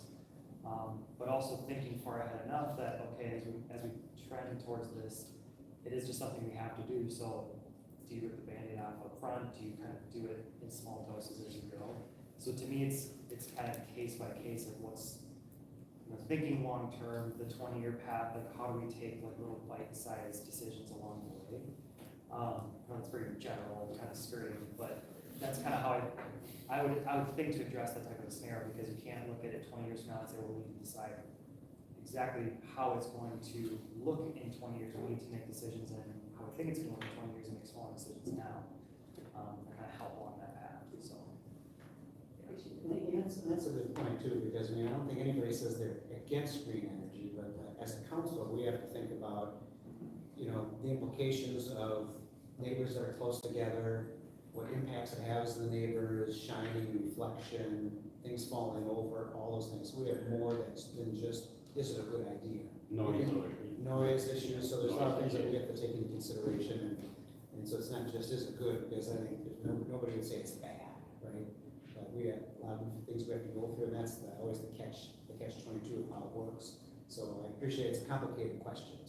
And I think, like, I drive a truck right now, and I love my truck, but I know in the future, like, this truck is probably gonna be a dinosaur and pushed out, right? Like, those are real things, and I'm thinking about, like, just some of the small, like, real life examples that go on. This is something that at some point I'm gonna likely have to evolve into having more of an electric combination truck. You know, these are things that we would decide as a city council, like, what sort of things do we see farther down the road? We need to make those decisions more now. It's just kind of inevitable, but not compromising a lot of the current state issues and what's going on. Richard? So I'm gonna ask you an easier question. You're a young dad and two young boys. I'm gonna ask you about parks. So as a young father, what is your vision kind of in the parks in the community? Do you see it as something that you'd like to see improved so children are using them, or would you rather see it more as a wild space? That's a good question. I think I do like parks. You know, they're 3 and 2, but you know, in the future they're going to be 15 and 16, so they might not want to be jumping around the park. So to me as a dad right now, parks are important.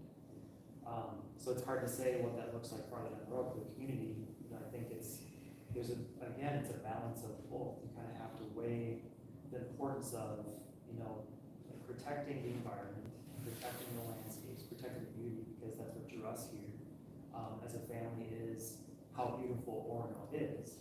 But at the same time, thinking long term, you know, Orono is a very coveted area, and thinking, like, I live right up along Lake, but there's 700 new apartments I think going up, you know, or A lot. there's a lot of, putting up a bunch of stuff. yeah, there's a lot of growth now happening in this side of the city that's going to drive new needs and new priorities and just new change. So, yeah, I would say that parks to me right now are very important, but they weren't important to me 5 years ago, to be honest, like, to be totally truthful. So I think to me it's personal because of the season of life that I'm in right now with my kids. Yeah, so. As a council member, though, it'll be something you have to consider, even if you didn't have children. Absolutely, yeah. Thank Yeah, you. but thinking about, like, you know, thinking about holistically, the whole community, what is important to them. I think a lot of what happens in the trenches when you do meet with people, you do spend time with people and understand what are some of the important things to them. You can't really meet every single person in the city, but you know, spending time there giving an idea of what is important things where I want to spend a lot of that time to understand more too. Thank you.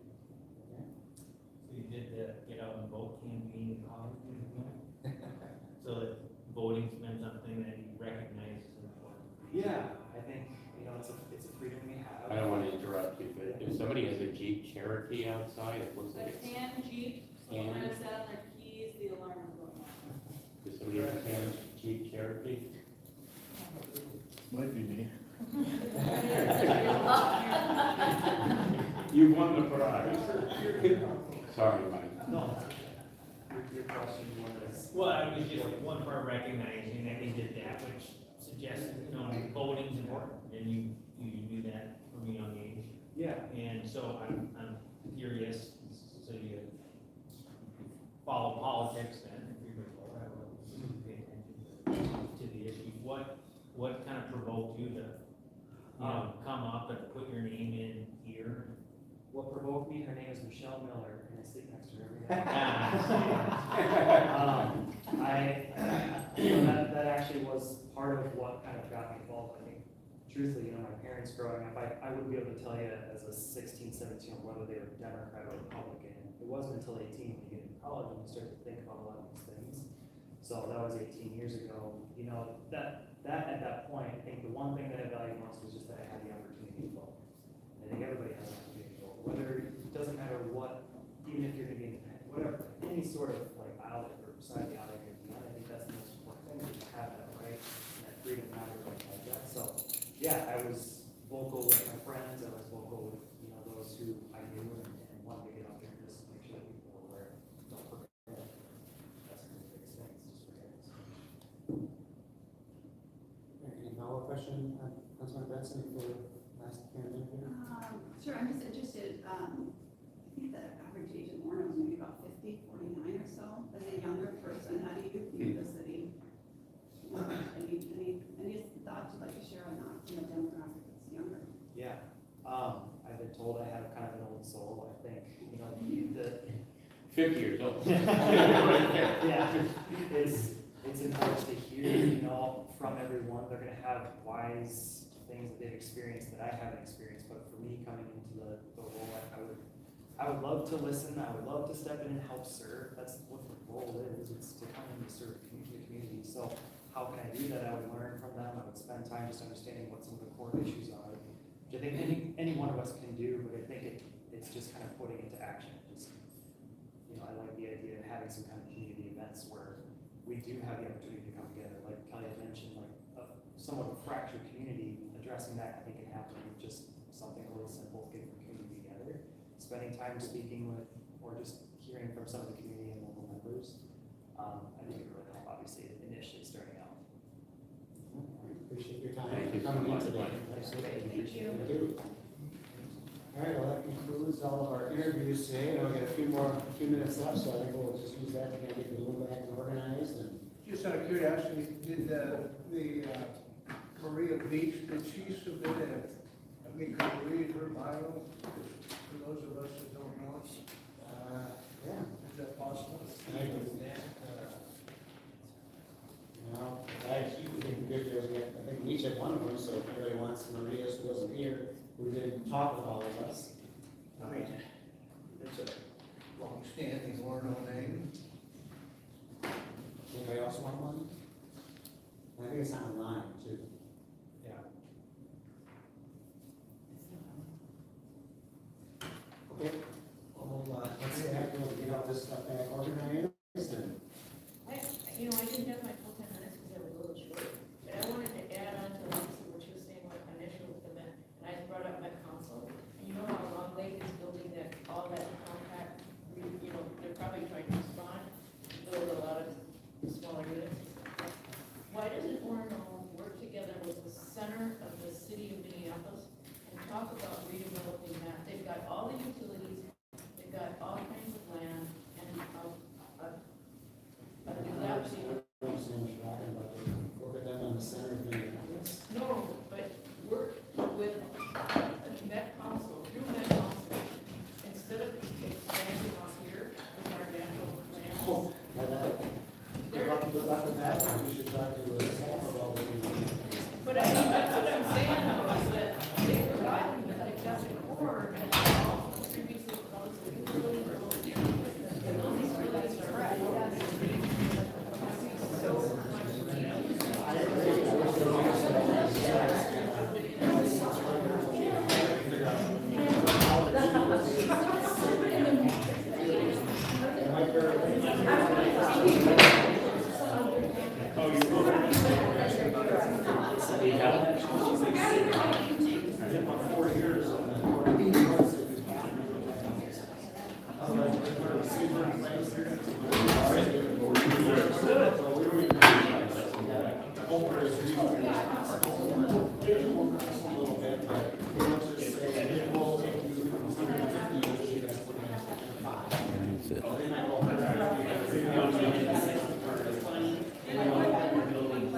Well, folks, I think I'm gonna shut this one down and start it back up if you want to watch the meeting in 20 minutes. Unless you want me to just keep this one going. Guess I could do that too. Move this guy.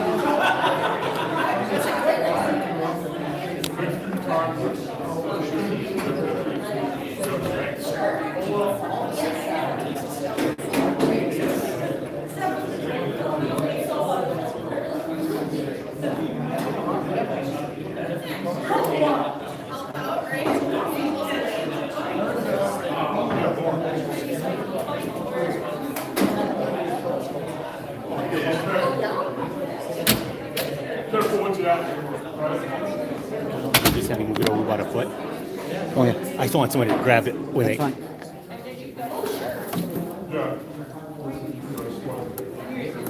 Thanks. Yep. Oh, yeah. No, it's fine. Thanks for. Yeah. Really. Appreciate that. For the very beginning. Yes, absolutely, thanks for coming. Yeah, take care. You're a legend, you know, you're a clean slate, everybody knows it. I try to really. Henry Branningham, I'm meaning to ask you, is your mom Jen, or was? Yep, take care. We knew her from St. Martin's. Sure. We were at St. Martin's, I was a friend there. Me too. Married there. Me too. When did you graduate high school? 83. Okay, so I'm 10 years older. I was 73. Okay. When did you get married there? 74. All right, after. I didn't, 91 for me. 91? Yeah. Yep. So, how's your mom? Oh, she passed a while ago. I wondered, yeah, I would think so. 96, I think. Yeah. Oh, my mom died the same year. So, I just wondered. I thought, it's an unusual name. Oh, yeah, for out here. Yeah. That's for sure. Yep. So, yep, nice talking. Hey, you did a good interview. Thank you. Appreciate that.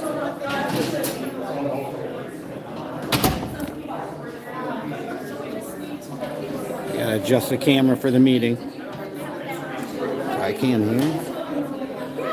There we go. Meeting's gonna be in 15 minutes. And just in case anyone doesn't know it, they are going to pick tonight the city council person. It's on the agenda, so stay tuned. Probably will be a little ways into it. I gotta step out for a minute, folks. I'll let you run.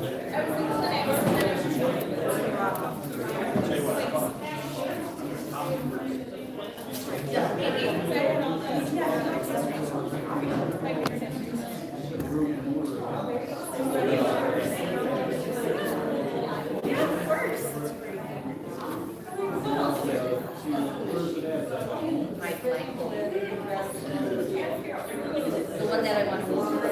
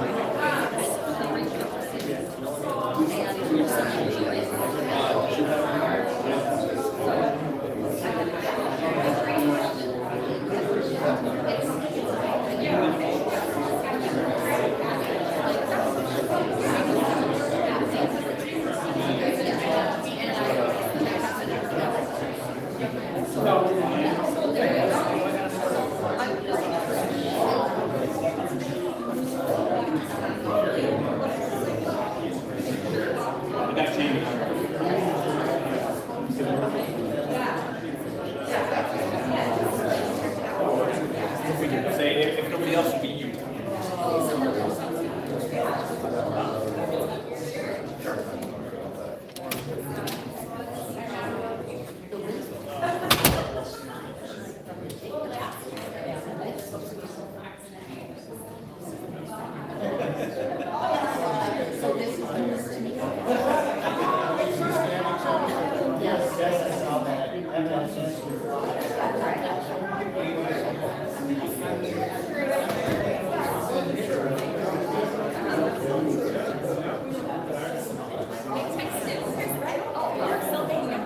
For some reason, I didn't Christmas, but then so I texted him about Max, can you help me with the search against Oregon if he's interested?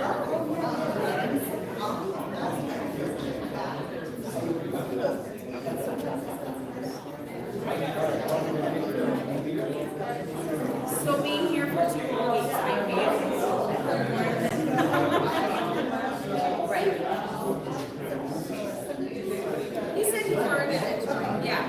So, but I'm gonna keep asking around just because we got a week, so. We're going to the Riviera,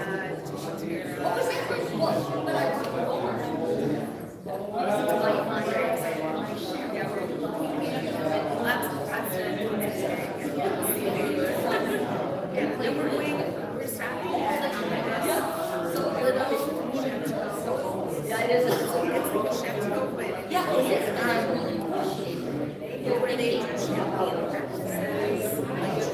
Well, I don't know. I know where you're and then there's like a full-service restaurant there. So we're splurging. We're doing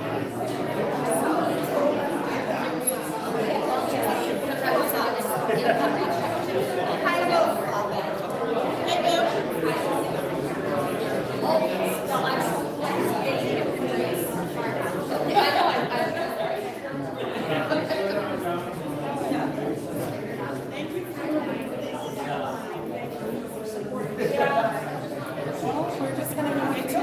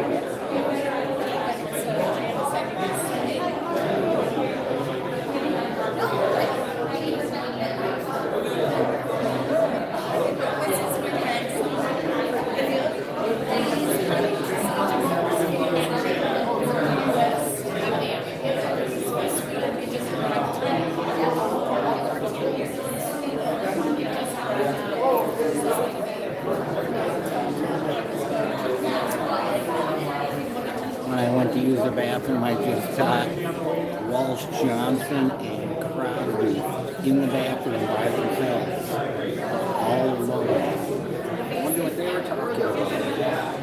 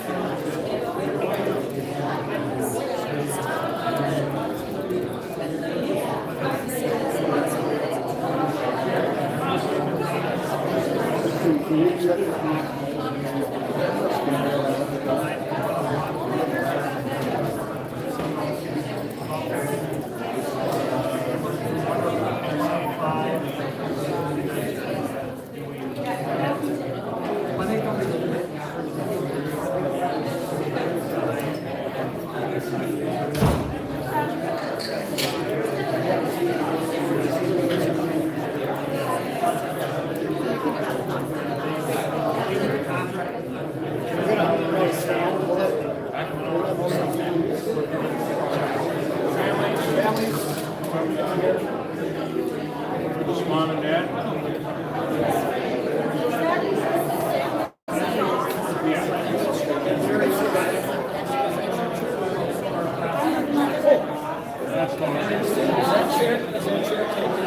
I don't know. The cops can sit it sometime. I asked Mike.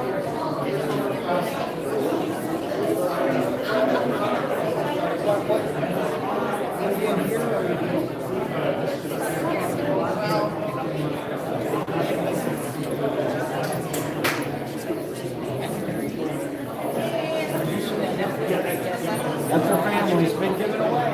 Oh, no.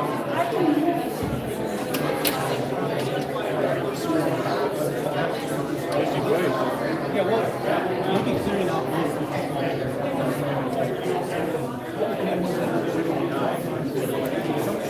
You guys are on the reserve seats. Cory, can we bring these seats?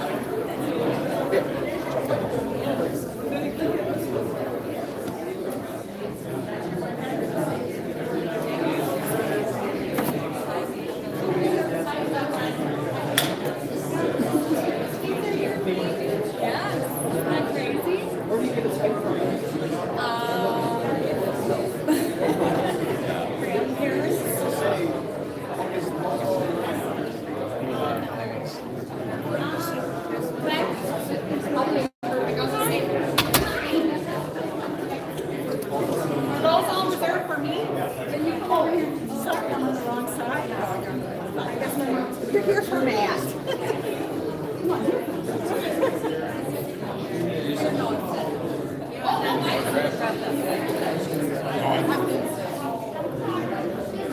I don't want to sit down because it's hard for me to get out.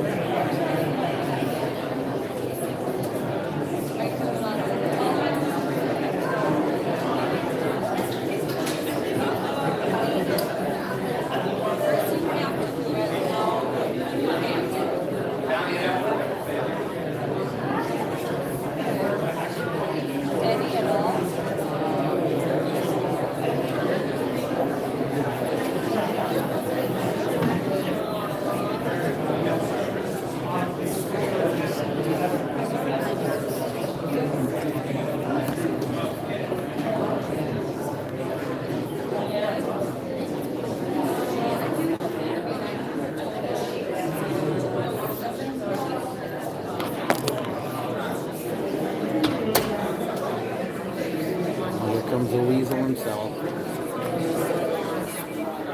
Blues, LEDs and all.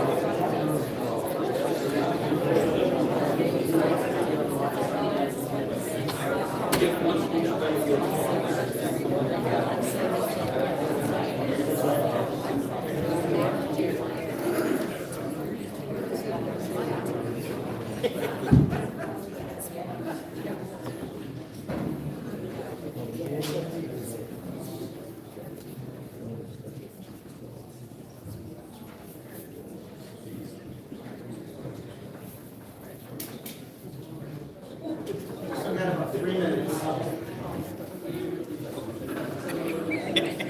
You don't want to hear it? Not with him. Right person could have it.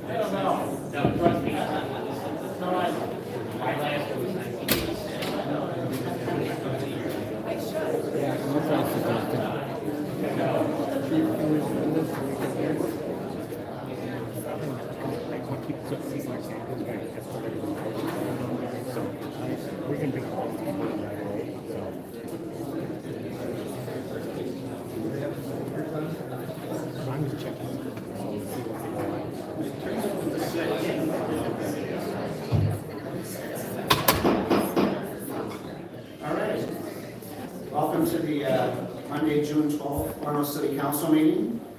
Note all current council members are here and present. We did interview 9 candidates today. One was out of town, that was interviewed separately. And we got a few items today, just to note that there's no public hearings today. So if you do want to speak, we'll do public comments towards the end of the meeting. With that, once we take the Pledge of Allegiance, we will have a swearing-in ceremony of 2 officers, a new sergeant, and a new deputy chief.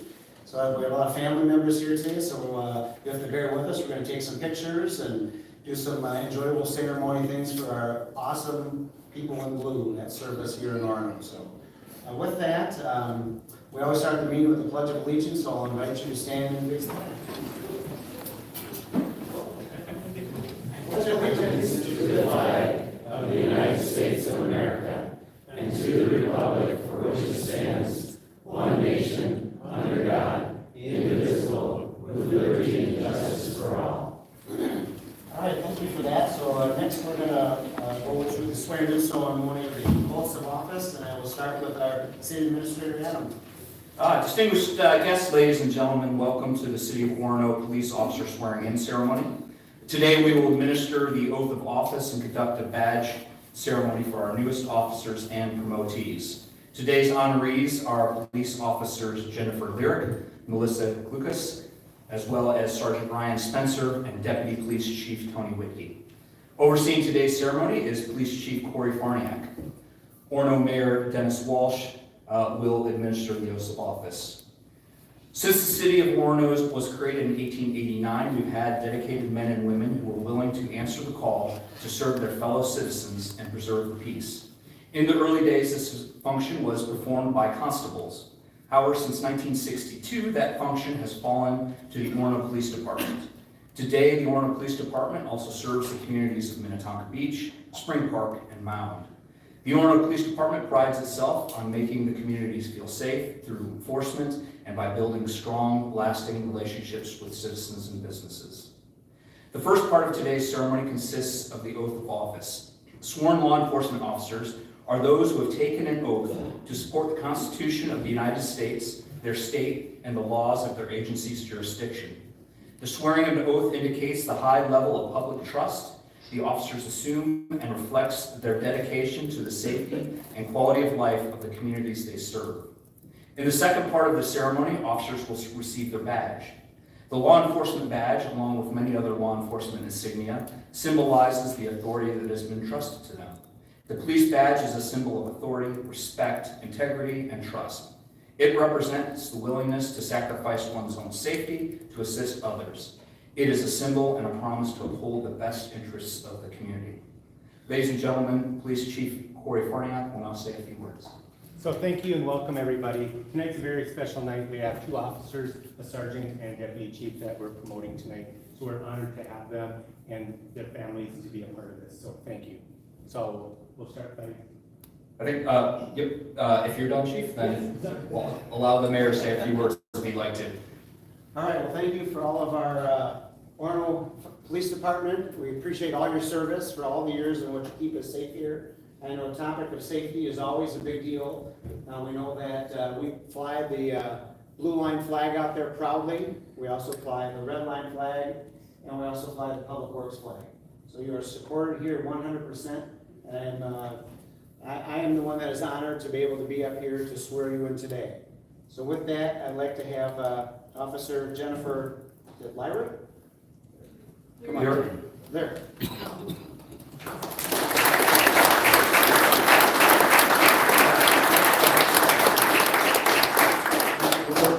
Before you go, Mayor, just a couple words. Jennifer joined the Orono Police Department in February of 2023. Previously, she served as Water Patrol Deputy with Hennepin County Sheriff's Office. Jennifer has a BA in Criminal Justice from Upper Iowa University, and Jennifer has now successfully completed her field training officer time and is on solo patrol. Joining Officer Lyric at the front will be Evan Oltz. The Mayor will now administer the oath. Okay, please raise your right hand and repeat after me. I state your name. I, Jennifer Lyric, Do solemnly swear under oath do solemnly swear under oath that I will support the Constitution of the United States of America, that I will that I will support the Constitution support the Constitution of the United States of America of the United States of America and of the state of Minnesota, and of the state of Minnesota, and faithfully discharge the duties and faithfully discharge the duties of the office of police officer of the office of police office officer of police officer in the city of Orono in the city of Orono, of the county of Hennepin the county of Hennepin, to the best of my judgment and ability, to the best of my judgment and ability, so help me God. so help me God. Congratulations. All right.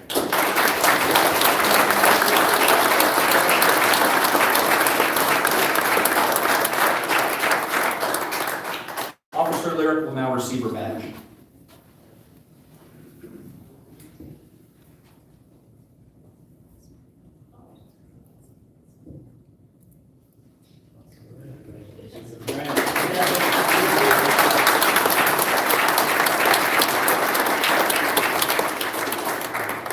Officer Melissa Lucas and guests, please come forward. Melissa joined the department in January of 2023. Melissa has a BA in Criminal Justice from St. Cloud State University. Melissa has previously served with Mounds View Police Department, for more than 5 years and has also served with the Brooklyn Park PD. Melissa has completed her field training officer time and is on solo patrol. Joining Officer Kukas at the front is her mom, Julie. The mayor will now administer the oath. Please raise your right hand and repeat after me. I state your name, I, Melissa Clucas, do solemnly swear under oath do solemnly swear under oath that I will support the Constitution that I will support the Constitution of the United States of America of the United States of America and of the state of Minnesota, and of the state of Minnesota, and faithfully discharge the duties and faithfully discharge the duties of the office of police officer of the office of police officer in the city of Orono, in the city of Orono, of the county of Hennepin, the county of Hennepin, to the best of my judgment and ability, to the best of my judgment and ability, so help me God. so help me God. Congratulations.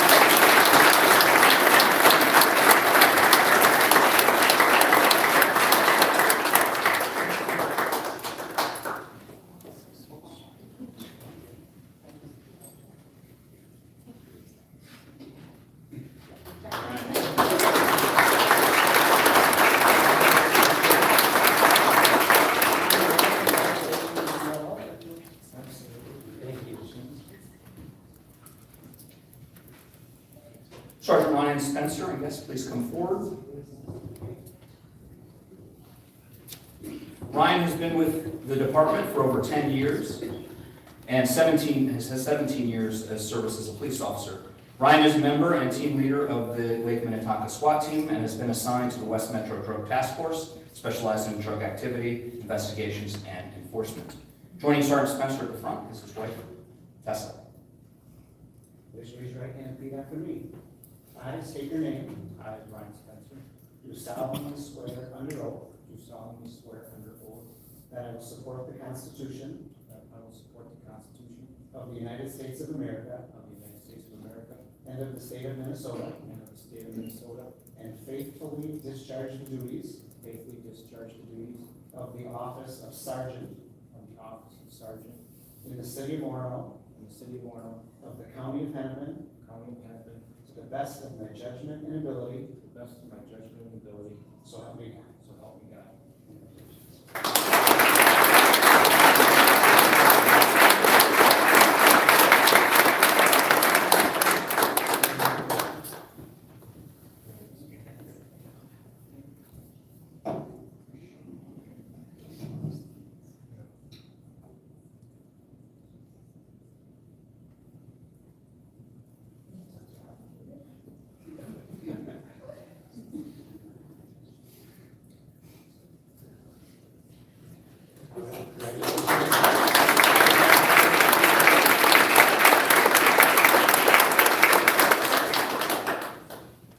Deputy Chief of Police, Tony Whitney, yes, please come forward.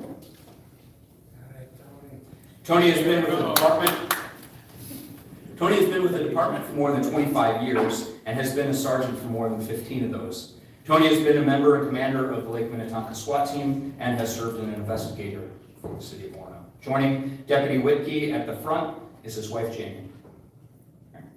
Raise your right hand, repeat after me. I state your name, I, Tony Whitke, do solemnly swear under oath do solemnly swear under oath that I will support the Constitution that I will support the Constitution of the United States of America of the United States of America and of the state of Minnesota, and of the state of Minnesota, and faithfully discharge the duties and faithfully discharge the duties of the office of Deputy Police Chief of the office of Deputy Police Chief in the city of Orono, in the city of Orono, of the county of Hennepin, of the county of Hennepin, to the best of my judgment and ability, to the best of my judgment and ability. so help me God. So help me God.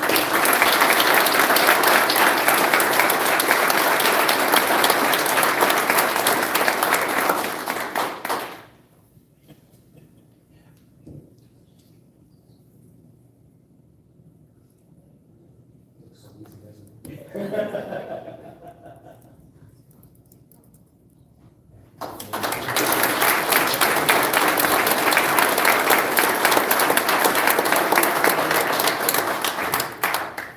If everybody can come up, our two officers, our deputy police chief and our sergeant, for one picture. Get the police chief up here as well.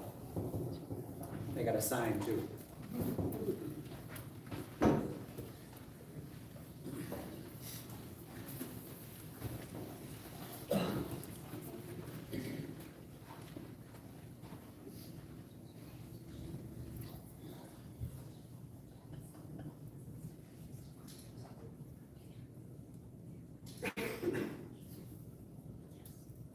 All right, give everybody a great hand.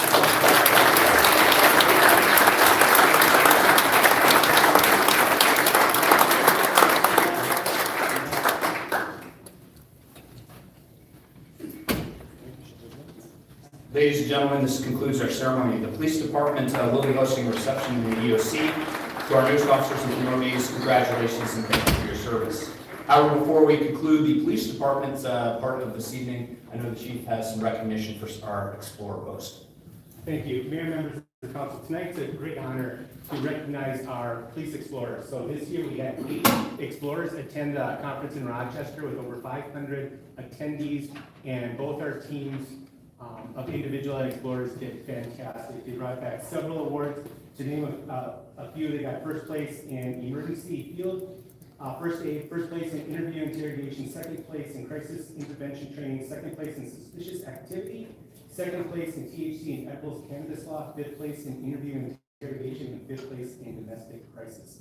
Team B consisted of Alex, Caden, Colton, and Hunter. Team A was Sam, Izzy, Anders, and Connor. And above this, those were the academics. They also had Connor placed in the individual job interview event. Sam and Izzy both placed in the police exam individual event. Izzy, Colton, and Hunter all placed in the 5K individual event.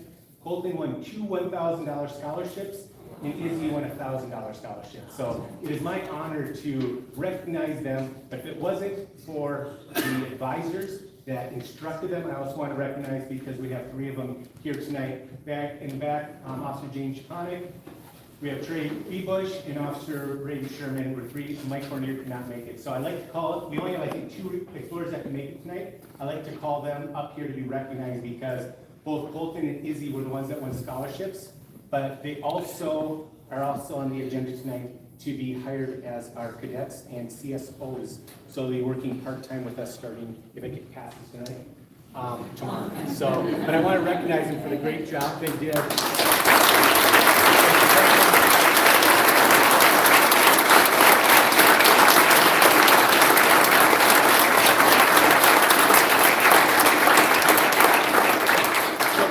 Out of the 8, 5 had no experience. It was their first year attending the conference. So to do the job that they did, because it's represent from all over the state, and we had Wisconsin, North Dakota, and New York. We had a team from New York, so over 500 attendance, and for our explorers in their first year to do this well, it truly appreciate all the hard work that you put into it and the dedication, but also it shows that these guys did something, but you are hard workers, and to get the scholarships, and we look forward to you to being part of our team.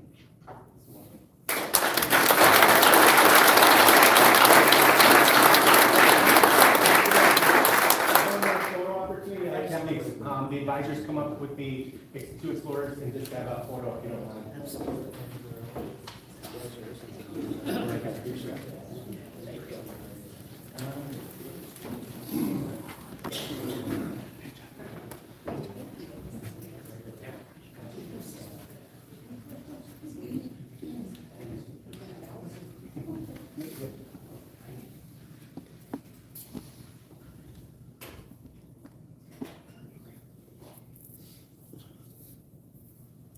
All right, let's speak.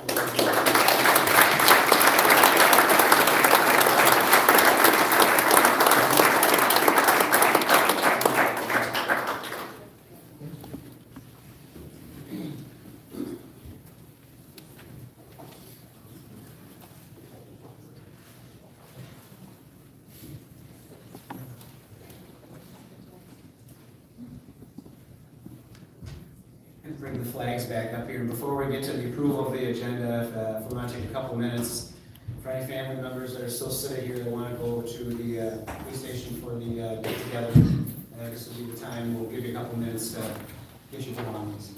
Thank you. Yes, Yeah, thank you. Thank you.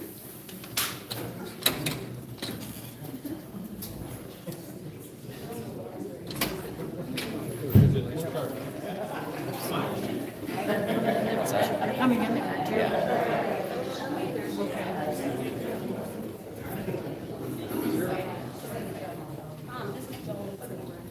Which one? This is Jane. Tony, the one who's Kind of addicted now.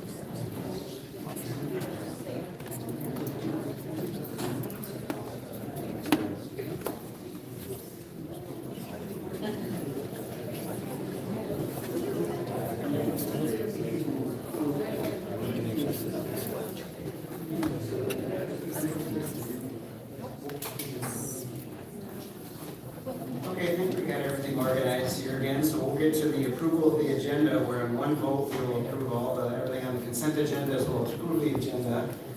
And I'll go through it item by item, so if there's an item that somebody wants taken off, you can feel free to raise your hand. And so I'll start with somebody who would like to take a stab at the consent agenda tonight. I'll take care of it this evening. Consent agenda, item number 3, Councilmember Benson requested that we remove that. I move that we approve 4 through 18 as written. Anything else from you, Matt? Okay, so what we have on consent tonight, and we'll take 3 off, and we'll just do that right after the consent, we're done with this. Number 4 is City Council work session minutes of May 22nd. Number 5 is claims and bills. Number 6 is authorization to accept resignation of Carrie Krinke. 7 is approval of garbage hauler license. 8 is appointment of seasonal employees. 9 is 2023 crack sealing. 10 is approval of temporary parking permit. 11 is approval of Tonkawa Partonwood Forest Main replacement. 12 is authorization to accept resignation of Jay Dimbowski. 13 is authorization to hire cadet CSO Beck and Gagan. Number 14 is Pierre Johnson, 2965 Casco Point Road, termination of resolution 5918, resolution number 7369. Number 15 is LA 23-17 Murphy and Company Design, 746 Tonkawa Road. Variances for hardcover driveway width and rear yard setback, resolution number 7370. Number 16 is LA 23-20, Jamie Grant, 3020 Casco Point Road, average lake shore setback variance, resolution number 7371. And 17 is LA 23-21, Teresa Ellsburn with Home Reflections on behalf of John and Leslie Cadle, 2691 Ethel Avenue, average lakeshore setback variance, resolution number 7372. And 18 is street improvement project planning and engineering, project 24-1. Any other items that anybody would like to have taken off consent tonight? Seeing other objections, I have a motion. Do I have a second? Second. And all in favor say aye. Aye. Opposed? Good. No, as long as you're pulled through. Yeah, we did. Okay. Okay, well, that passes 4-0. The first thing we'll do after that is we will go to council members number, Benson's number 3, the city council meeting minutes of May 22nd. Thank you, Mayor. I asked that this one was pulled because on the draft agenda, I had made some notes that I did not see accepted in this final version, and it was in reference to the agenda item that was added after the closed session, where there were a couple different motions made, and I had asked during that, when the meeting was reopened, if it was being recorded, either over video or audio. I'd asked our attorney, Maddock, as well as City Administrator Edwards, and I simply wanted that to be reflected in the minutes. So if we're okay with an amended version of these minutes to include that I had asked if the recording was on and was told that it was not due to the gentleman leaving for the evening. That's all I was looking at amended. Just saying that he was not here, that's why it wasn't recorded? That I asked if it was being recorded, goes to city attorney. That wasn't. It was not, my revisions, in other words, that I sent to city clerk were not included in this final draft. So just add that, you got that? Okay. You want to make a motion? motion for that? Sure. So I make a motion to accept the council meeting minutes of May 22nd, 2023, with the amendment that my notes to the city clerk that I wrote last week are included in that. Well, did we get those notes? In the draft. It was included in the draft. Yeah, we sent out the draft, we did get notes to that effect from Councilmember Massey. She's just saying that it's just reflecting your statement that you were wondering why the audio was not on, and Adam's answer was that he left and didn't know where he needed to turn. Was there anything more Can we pull those up? involved in the notes other than saying that piece? Just a moment. Let's just pull them up quick. Yeah, we can pull up, and I'd sent an email to Anna when we were all asked how those meeting minutes look, and I had asked to have my revision included, that I'd asked both our city attorney and Adam Edwards if the meetings would be recorded once it was reopened to the public.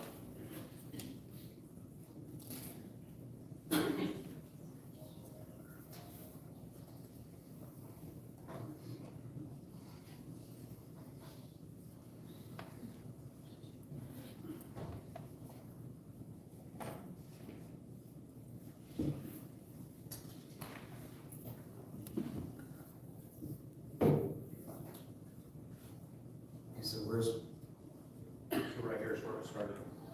And I will say that staff, we did take Councilmember Benson's notes, and that's why we added this part of parentheses here. So that's all that was added, just the parentheses? But this is already in there. This is in what we received to approve. This is not indicative of what was written on the draft. I was interested in having it included that I'd asked, once we reopened the meeting to be public, if it was being audio or video recorded. That's all I was wanting, and this is not included in this final version. What I was asking to see is what she submitted to be added to the record. Well, it looks like it is on the record. It is the official version of what we have in the packet. No, she wants something more than what she did, right? I had made notes to Anna, the clerk, received last week, I believe, by the clerk, about me asking Attorney Maddock and also you, Adam, if the video equipment was turned on again once we reopened. I wanted it to be stated that I had asked both individuals, and that was not included in what you see here. This is, we can pull up the email I sent to Anna if you'd like, or however. Or we can table this until next time and have it. I mean, unless you've got the email handy, we can just see it and get it done. Just so we know, what it says. Know exactly what it says. So I have the email, I can't project this on I can read it to you. Okay. That will work. The sentence below, during discussion of the fire needs assessment, should end with, sorry, wrong section. Number 3. I request that the minutes reflect that I asked both Attorney Maddock and Adam if the recording equipment was back on once the closed session ended and the meeting officially reopened. Adam indicated that the technician had gone home and no further recording was taken. So is that basically one included? That's what you want? Okay, I'll second that. Okay, all in favor, say aye. Aye. Note that passes 4-0 with the amended meeting minutes to reflect Benson's email that Adam wrote. All right, then we'll go to Fire Department Report number 19. Approval of course of action of fire needs assessment, establishment of the Orono Fire Department, etc. Yeah. Actually, this one will be James. Oh, James. Not a problem. Thank you, Mr. Mayor and Council. Back in September of 2022, the City Council passed a resolution to establish the Orono Fire Department. At its November meeting, they appointed a new fire chief, myself, to lead the department. On February 13th of this past year, the council directed staff to complete the needs assessment by June 12th. And over the last few meetings, we've been going through the needs assessment. We've done the presentation, and we have a final needs assessment for you tonight. Staff recommends course of action 4 from the needs assessment, which is the hybrid model with a full-time chief, daytime duty crews, and paid on-call firefighters. To accomplish this, staff further recommends the city establish a response guideline based on the suburban demand zone from NFPA, the establishment of daytime duty crew staffing structure, The city develops a hiring process, hiring and recruiting process to staff the new department, including a pension plan that is beneficial to any and all firefighters currently serving the Orono area who wish to join the new fire department. The city focuses negotiating effort on the disposition of Station 1 of select fleet and equipment with the city of Long Lake. The city initiates the purchase of equipment and vehicles, and the city adopts the League of Minnesota Cities formula for any fee-for-services contracts. So, Mr. Mayor, we'd be looking for a council action request would be a motion to accept the fire needs assessment and to establish a way forward for the setup of the Orono Fire Department. You have some resolutions before you. Two of them go together. Exhibit C and D, resolutions 73 and 74, or a motion to approve resolution 73, 76 as shown in exhibit E. I know we've gone through the whole needs assessment pretty detailed wise, so was there any change that made since we went through it? No, there's not been any change. Okay.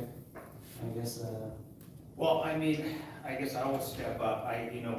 I'm comfortable moving forward with a motion on this. This is something we've been contemplating for the last several years. I have been intently involved in this process and understanding it.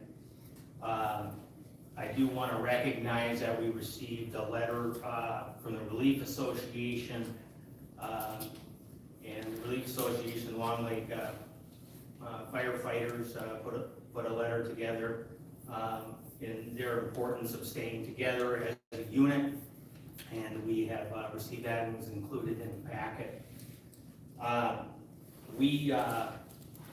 We as a city of Orono are in the best position to take on all the firefighters, and what this motion allows us to do is start with station number 2 in its territory, and in doing so we're prepared to take all Long Lake firefighters to help us with that territory.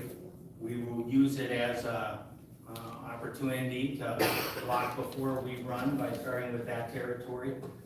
And we are going to have a series of meetings that includes all firefighters that are interested in coming aboard with the city of Orono.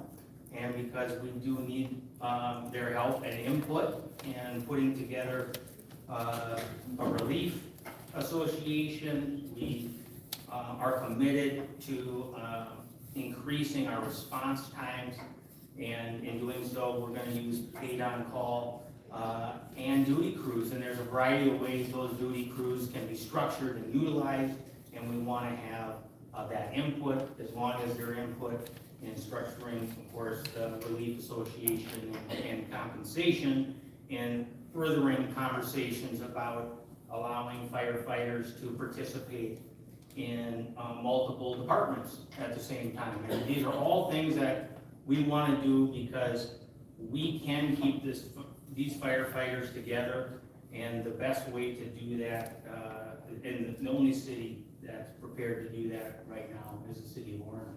So with that, I'm going to make a motion. The first of which is to move to accept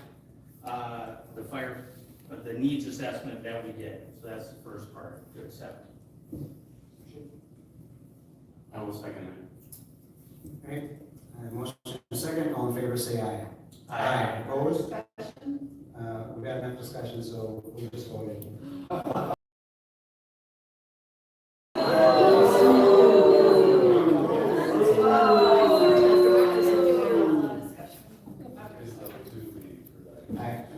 We're finished with discussion. All in favor say aye. We go to 3. How do you vote?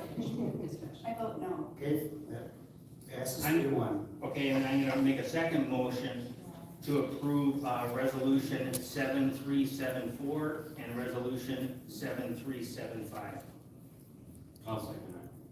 All in favor say aye. Aye. Opposed? Further discussion? No discussion is needed.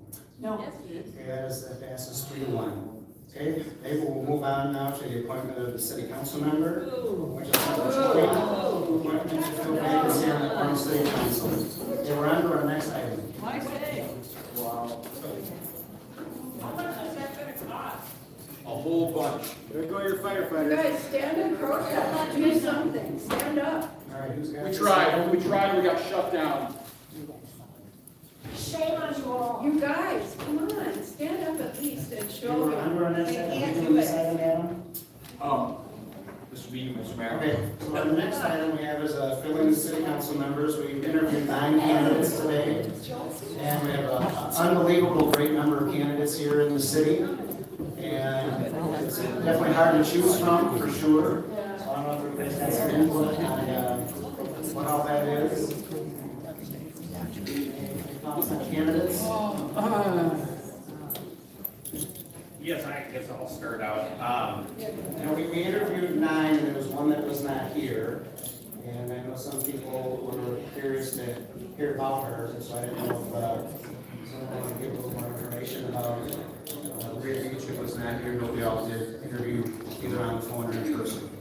Okay, so, first of all, thank you to all the candidates that came forward. I wasn't really sure how many we were gonna get, and we got a lot of wonderful candidates. I am gonna make a recommendation to select Maria Beach, who was not here in the meeting, but I did have the opportunity to interview her. She applied. And a little bit about her, she is the CEO and CFO of a local franchise here. She employs over 400 employees. She's a local member of multiple groups in the community. She's a Orono graduate. She also has a husband that is a firefighter, and she brings a great background in both being local and being here, and she also in her leadership in her company, and so that's a little bit about her. And despite the many great candidates that we had here, that's going to be my recommendation. That's a motion? I'd like that discussion. That's a motion? I have made a motion, yes, to select Green Beach. I also interviewed her on the phone and out of the candidates, and I appreciated everybody who did apply today. We had some really good candidates in there, and it wasn't an easy decision. Maria stepped up, and she really appealed because of her business. I disagree with your process. I don't agree that a week is enough time or 2 weeks is enough time. You're out of order. Okay, you're out. And I don't believe. You're out of order. Can you sit down, please? You're out of order. Yes. I don't believe this. Okay, I appreciate your opinion now. You interviewed nicely, and now you're kind of being rude, so if you could sit down. it'd be great. Yes, stand up, you guys. I agree with you. You guys. I never interviewed. That's not true. Can I finish up? They couldn't make it to today's, it wasn't important enough today to come to today's meeting, but they're the best selection. We were talking about it before earlier. I actually, Brian, She was, Governance. you would have been my second candidate. Oh. You would have been, no, seriously, I truly, no, I really considered you, and I ranked everybody as we went through the process. But this lady is out of town on vacation, and we all had the opportunity to interview her on the phone. So it was a fair process. Yes, she was not here. It's She had this vacation planned. with her husband on the fire department. She had this Why is vacation Victoria planned. Shields resigning? So, I think that. but Brian. Just another conflict, it isn't that the number of people are here today, and that the number of council meetings so far, is because this is how the process is ran. It really doesn't seem transparent. She should have been here.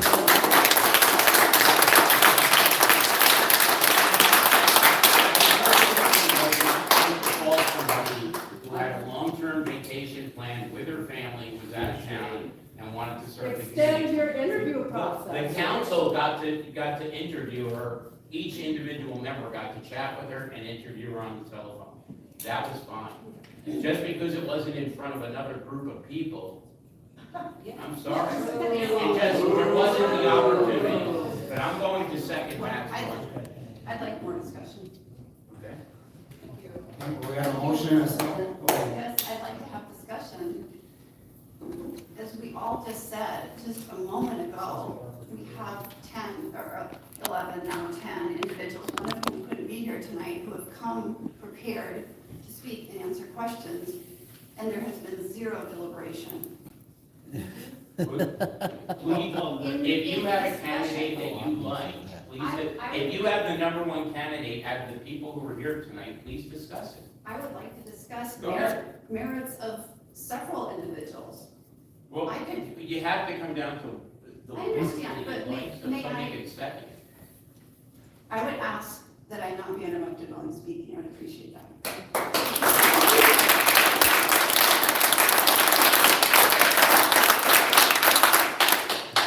And I would also say that I am not seeking applause. I want to do.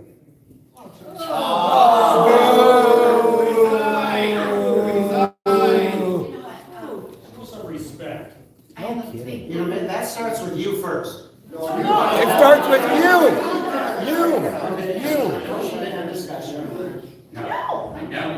I want to let Councilmember Benson finish. I would like to let Councilmember Benson finish her point and discuss in her rankings who her top candidate was, so please go ahead. I want to start by just saying that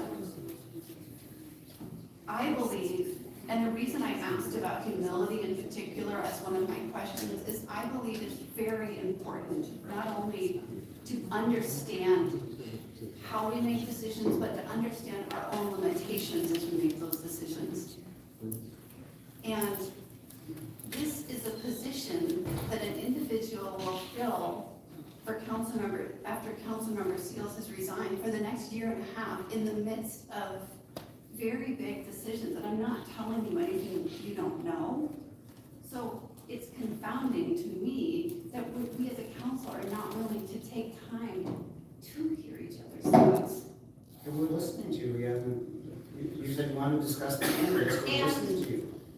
And to also have the respect and the understanding that we all are saying and asking valid and valuable questions, just as I listen when you do, and I do listen. So what I would like to do, given that this meeting doesn't appear to be running long, is to deliberate and to discuss each of the candidates. Who would you like to discuss? Well, we can start from the top. Well, I would start at your top candidates. Because if you're not considering some of them. I'm considering everybody, that's why I'm here. I don't mean that to be in any way disrespectful, but this is an incredible amount of information, and it's also something that at least I require time to digest and to be thoughtful about, and to hear reflections back about the things that I'm saying from fellow council. So Well, maybe we can start out by. I'm happy to start with, Did you already talk with, we proposed, put out a motion on a candidate, with second, right? So maybe if you are you opposed to that candidate? You had mentioned that you did talk to her, and if you have opposition to that particular candidate, this would be a good opportunity for you to let us know what your objections are. sure, and I'm happy to answer that. And I also, opposition is not a word I would use. I think when we're deliberating candidates, I look at it in terms of assets and what people bring to the table, as well as potential concerns. And in the case of Maria Beach, it is unfortunate that she wasn't able to be here tonight through no fault of her own. Vacations get planned a long time ago, and I acknowledge that. And I did have a chance to speak with her on the phone. It is something that I would say is a potential concern that she is married to an active firefighter because of the process that's happening right now with fire.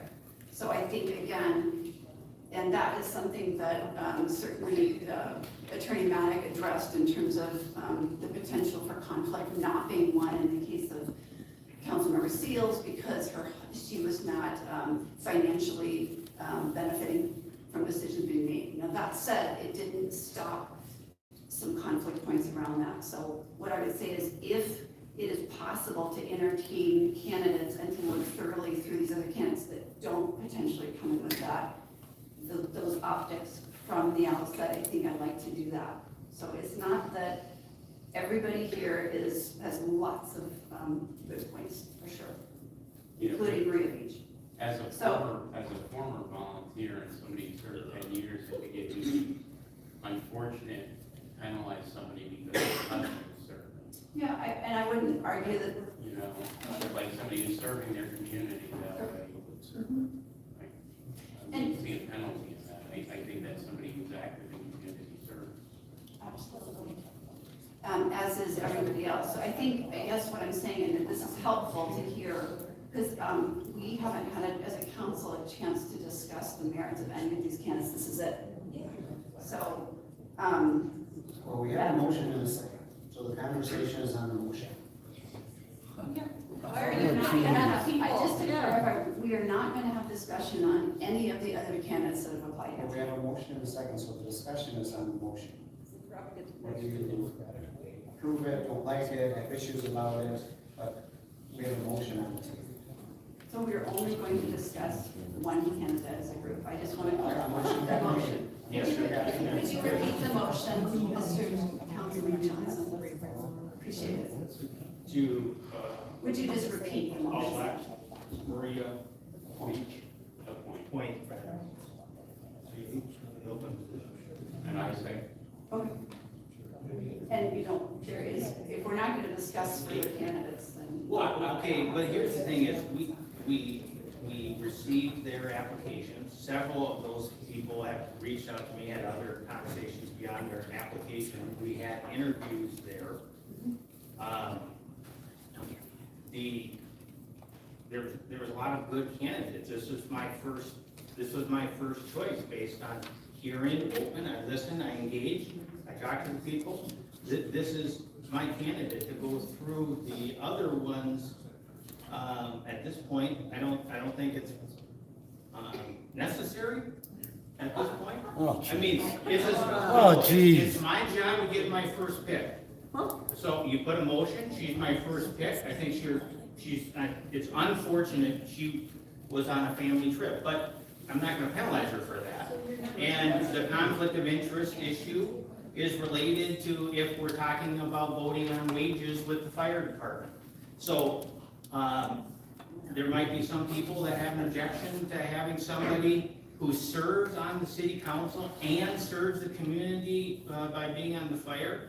I mean, that doesn't make any sense. Well, what I would say to that is that this is the exact issue, and through no fault of Councilmember Seals or former council members, through no fault of our own, but this is the very issue that has come into play with part of the things we talked about over time with optics, with the way our city communicates about things, and this one candidate that I understand that it's your decision, but with no open discussion, it's I guess confusing to me how there could already be a motion after. Well, because. I'm sorry.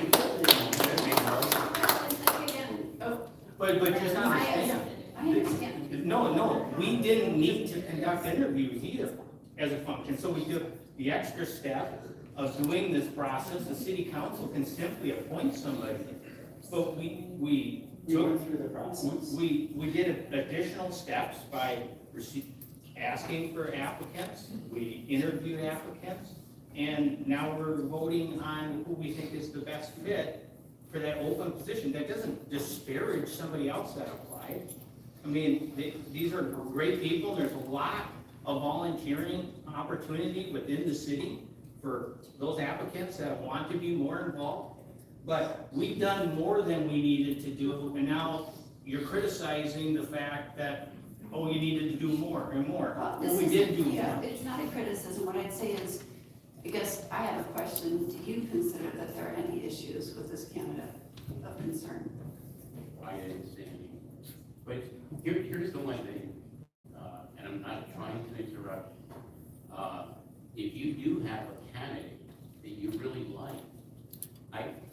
I'm willing to, let's, if there's somebody up there that you saw as a group of candidates that was your top choice, let's discuss that person. Or make a motion. Yeah. She can't. Put your foot out. How? Put It's your 3 foot down against and say, 1. here's who I They're all support. corrupt. She can't make a I motion, don't there's a feel motion that out this there. process, if, I think the fair thing to do and why people interview is to understand that without just saying after no deliberation, I can have a top choice. My goal here is not to rush a process by just making a motion to throw out a name. It's to talk about the merits and some of the concerns or pros and cons. Yeah,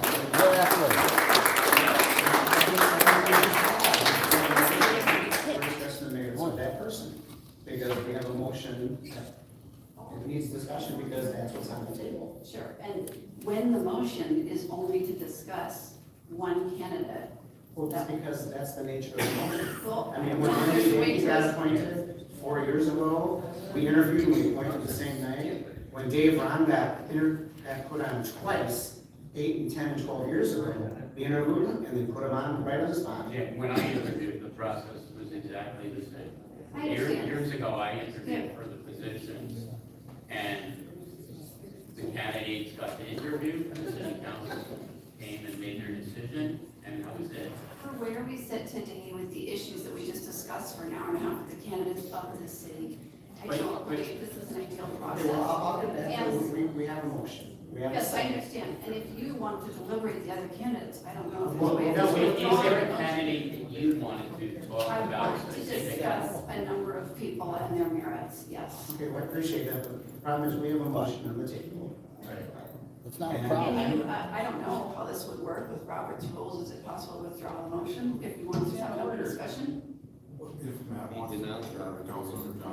If he wants to withdraw his motion. Otherwise, Otherwise, it's a CM, so. Yeah, withdraw. Would you like to withdraw? No, I don't want to withdraw. I made my selection, I made a motion. I have to vote it on. I will stand on myself. Okay. All in favor, say aye. Aye. You're all corrupt. Boo. Don't let the people fail. Number 21, which is approval of 2023 annual appointments, resolution number 7373. Are you doing this one, Adam? I will in a second, Mr. Mayor. I just wanted to talk about process moving forward. Since Ms. Beach is not here tonight, we'll have to do her oath at the next. At the next meeting. So she'll officially assume her duties at that. At that point. Okay, so that brings us to number 21, which is annual appointments, because Councilmember Seals did resign. We have a number of her open positions. One of them is the acting mayor. And so I would make a motion to put Richard Crosby as the new acting mayor, and Mayor Joseph, if I'm not here. And all of Victoria Seals' remaining committees that are available, I would put on to the person that was appointed that would be sworn in at the next meeting. I have a question. Adam? Yes. Would you mind putting up the spreadsheet that I sent you on the appointments? Just take a second. That's no problem.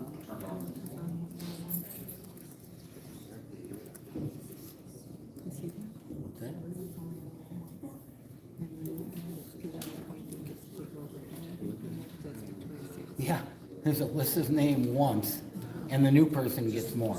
It is, would you mind making it more? She's a follower, yes.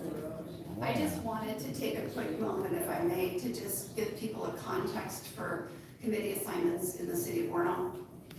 I just point out a few things. It used to be, I looked at about a 10-year span. Has this been vetted by the staff as a truthful document, number one? Have you guys looked at this and verified all this information? Now you care about the truth? We have not reviewed Okay, other but than then to I'm provide. not gonna allow this. She can talk about whatever she wants to. I would just like to point out. This is not a vetted document, it's not staff approved, it hasn't been staff looked at. So it doesn't have your lies. Absolutely. I'd like to ask a question, because I did ask Adam if I could put up a slide in the meeting, and he said it was okay.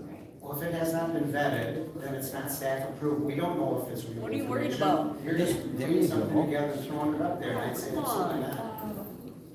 He scared us. I don't know if this is real or not real, or just your opinion or your propaganda. You know, and this is not transparency. This is. Well, transparency is not putting up anybody's items that just want to put stuff without anybody What knowing. do you have to be scared about? So anyways, I made a motion. I'll second. All in favor, say aye. Aye. Opposed? No. Okay, Richie Anderson, presentation today. Come on up, LMCB.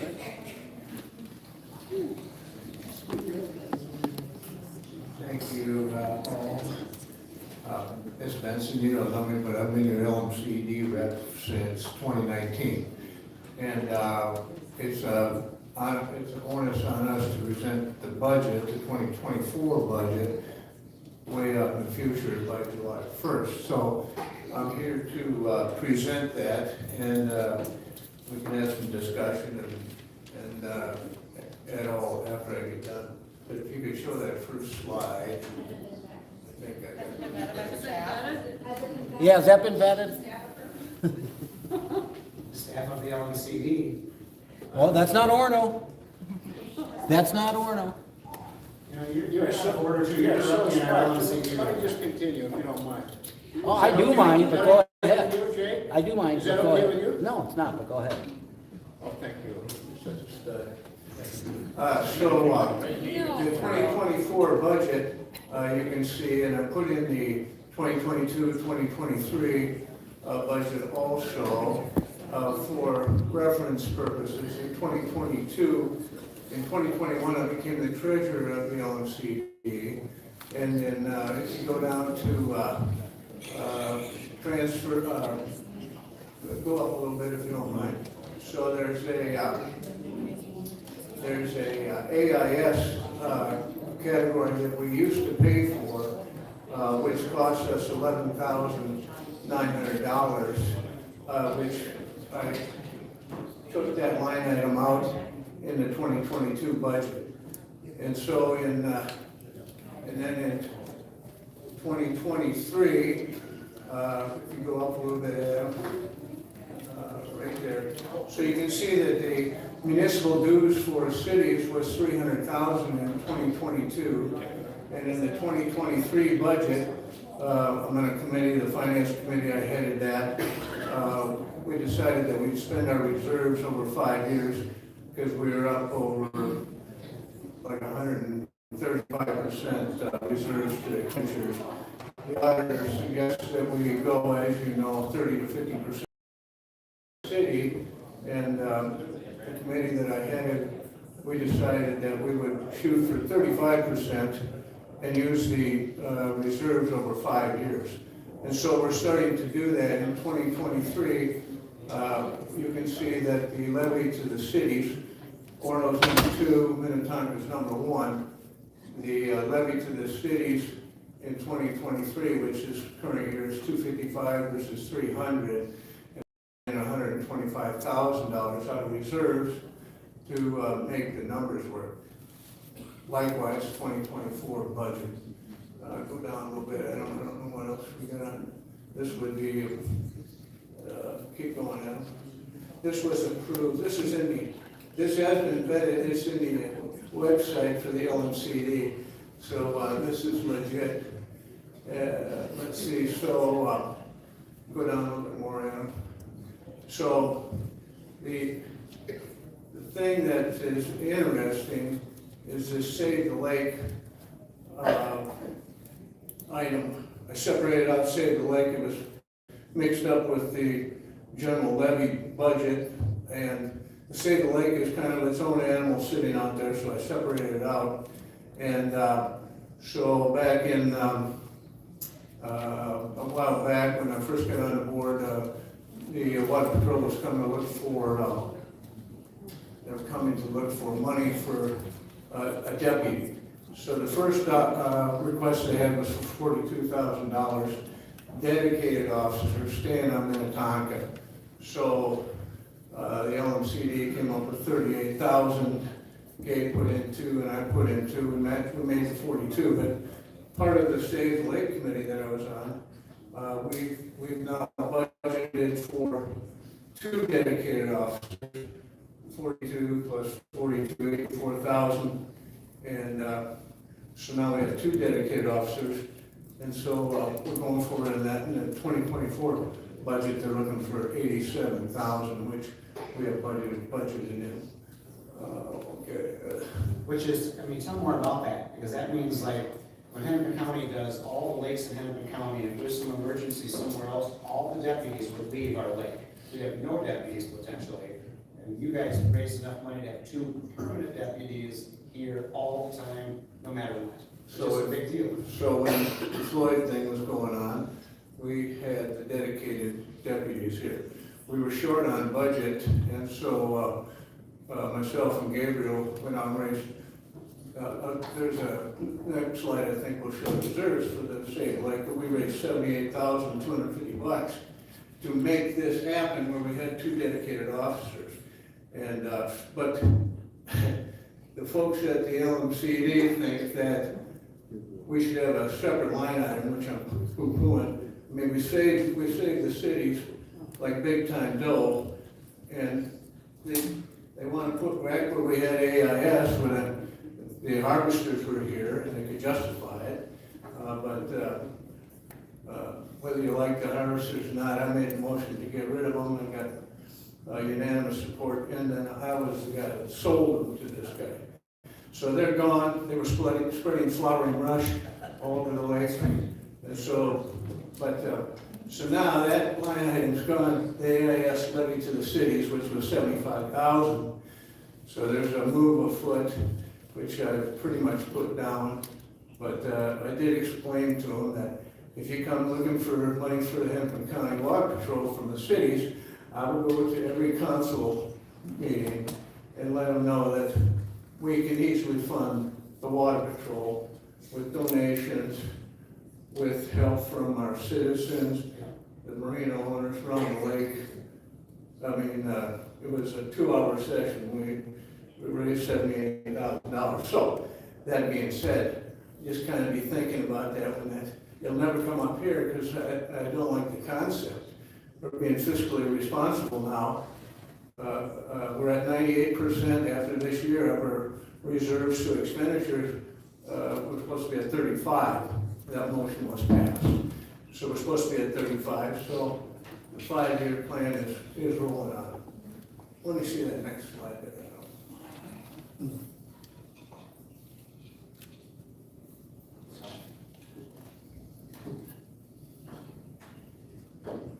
So this is just the condensed budget, but what's interesting, can you blow that up and just concentrate pretty much down on the bottom of that?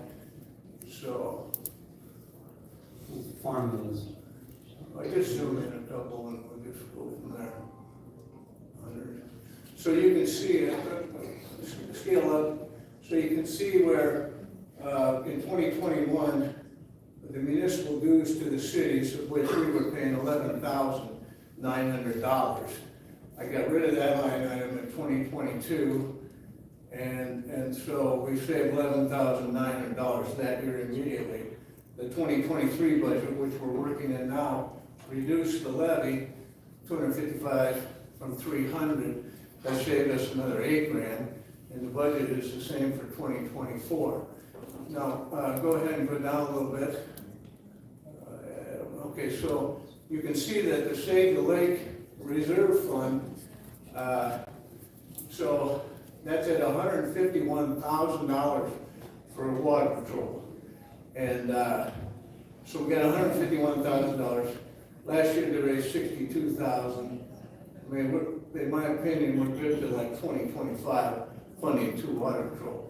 And if you take a look at the general reserve fund amounts, so I predicted in 2022 that would be 545, and we actually didn't have to bring in $100,000. We only brought in 85, so we're at 563.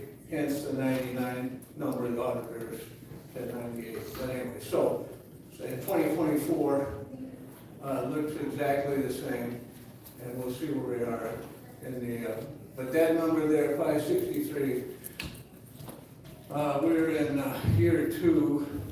I think we're in year 2, so that's a lot of money, 99% versus 35%. Okay, go ahead. Adam. So this will be because the budget is the same in 2024 as it was in 2023, we're paying $40,802. We're number 2. Minnetonka is still a big number, but they've saved more than we have. And if you go to the next slide.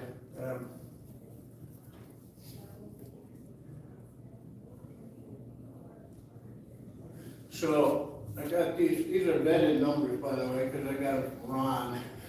And so you can see that in 2021, the city of Orono paid $59,500, $11,900 for AIS, and then $47,600 for the operating levy.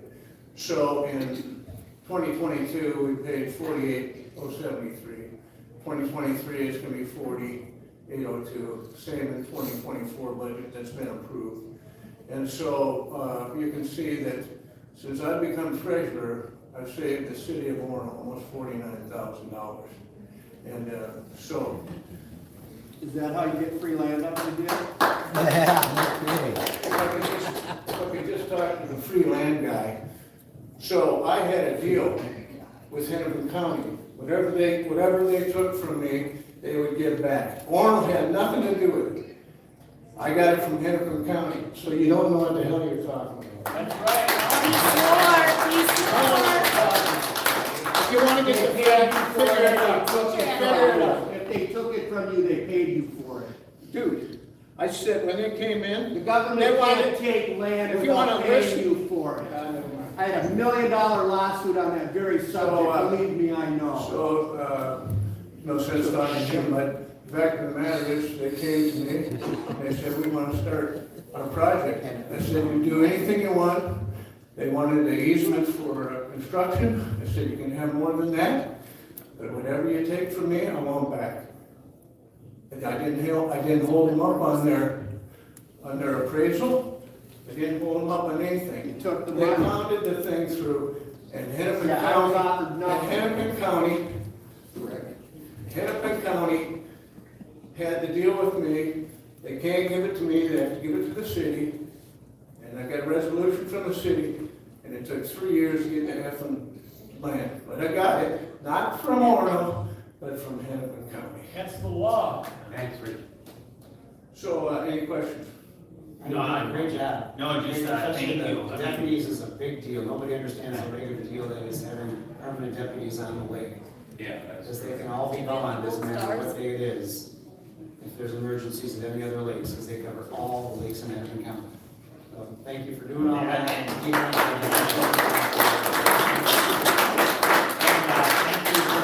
for being committed to making those savings to the city. Well, I'm on 5 committees. The reason I got on 5 committees, so I know how everything works. I got this approved, reduce the reserves to 35% for 5 years from my finance committee. We came out of that. We got opposition to our first budget that we put out. Nobody wanted. It was 3% increase to the cities every friggin' year until there. Nice.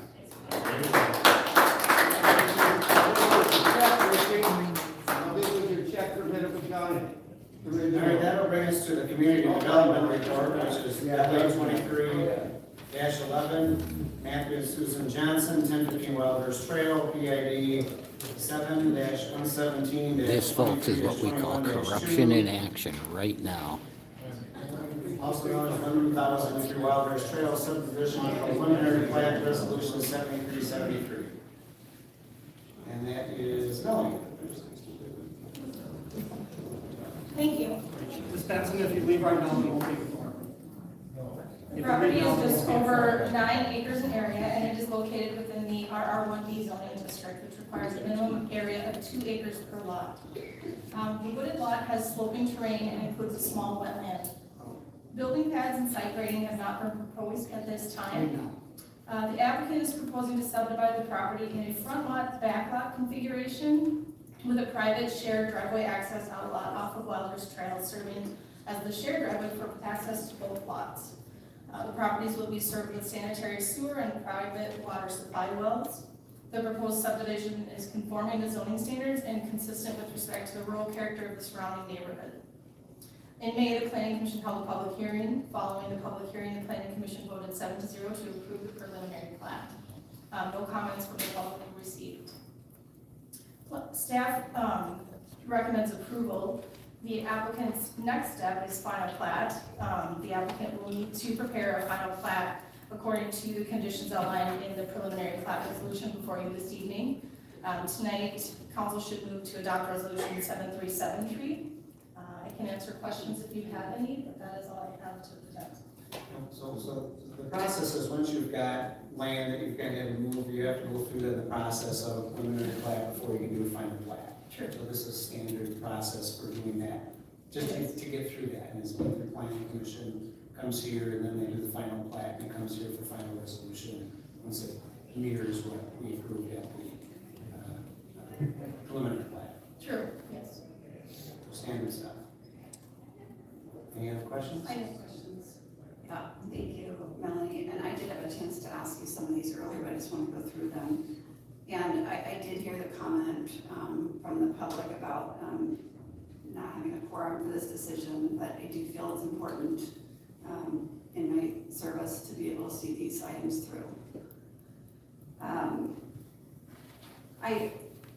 Again, being new to council, I want to clarify because I'm going to point out something that likely most people already here know, the optics of the situation, given that this is a city council that struggled with communication with the public and with other things lately. And the applicant at this time is a member of council. I'm very aware of that, I'm very conscious of that, and I also apply decision-making to this case as I would others, and I'll ask the same question. I go through some of this with you earlier, but I would like you to clarify that this application has checked all of the necessary boxes with the city of Orono to be where we are tonight. Yes, that is true. Would you review those, please, the boxes that it's checked? I guess I don't understand. They meet the zoning standards. Correct. They are served with, they're within the MUSA, so they're able to be served with city sewer. I don't. Okay. Maybe she's.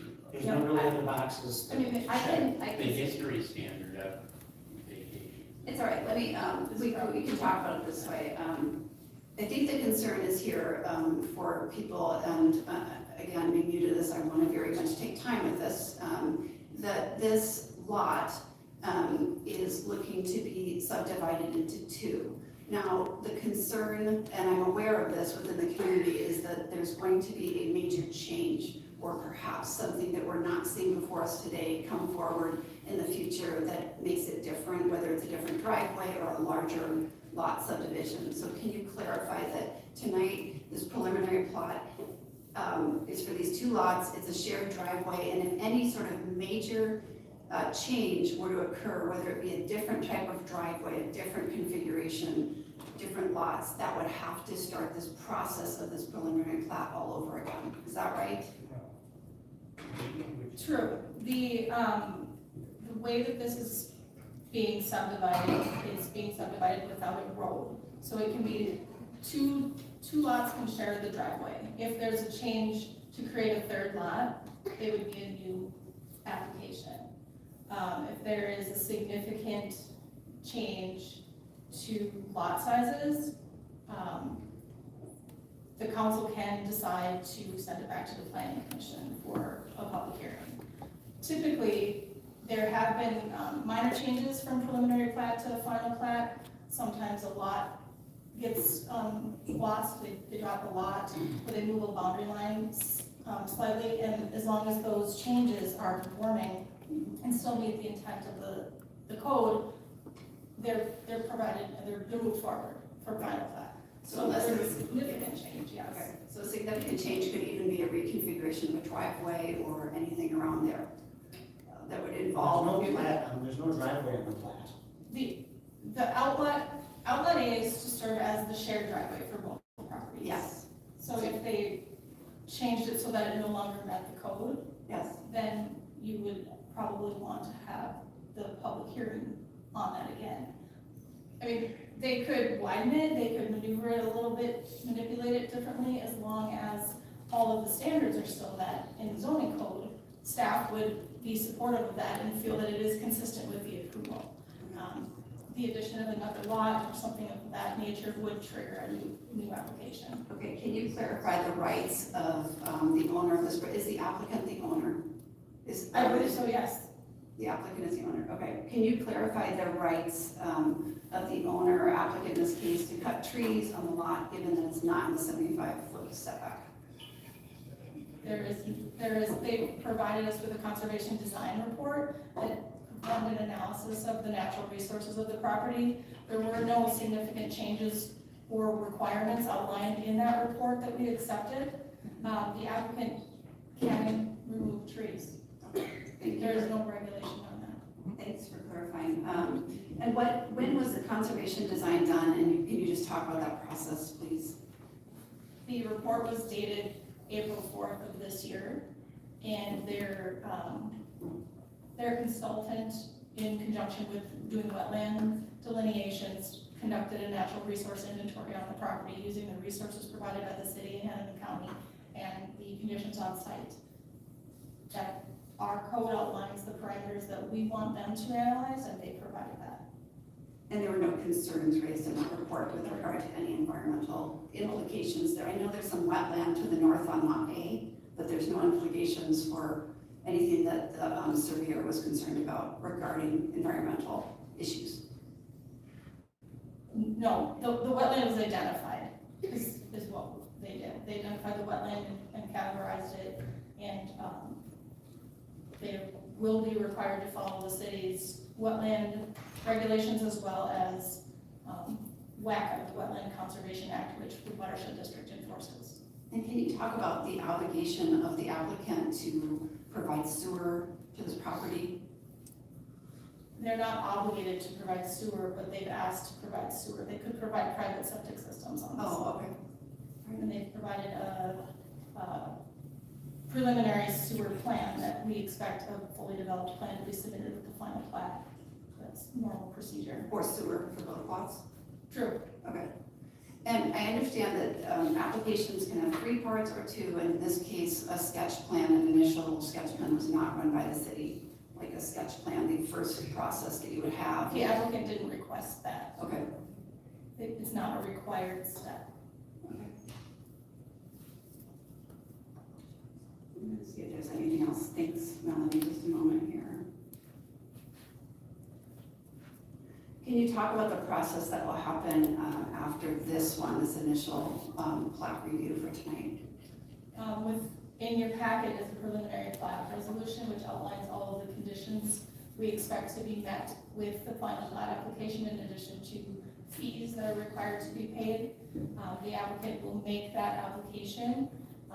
We typically expect a 4-week timeline for us to review a complete application and to prepare any development documents that may be needed. In this case, development documents would be required for the sewer only. Once all of those pieces are prepared and submitted and reviewed, you will see it in its final form for approval. Okay, and how long does that take typically?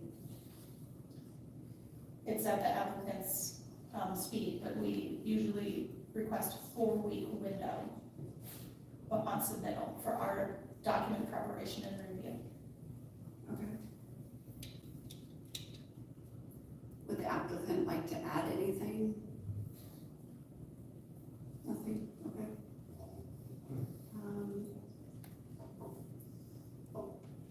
I do have one question for the applicant. Would you mind clarifying what sorts of tree removal was done on the lot? Matt Johnson, 1003 Wildhorse Trail. I haven't removed any trees on that. So there are, I don't know, 100 trees that are down on the lot, and there's various stages of deadfall hanging up. But this has been untouched there's never been a house on it. I guess there was, I think there was one back there, but, And Melanie, you did staff review this, you made a site visit?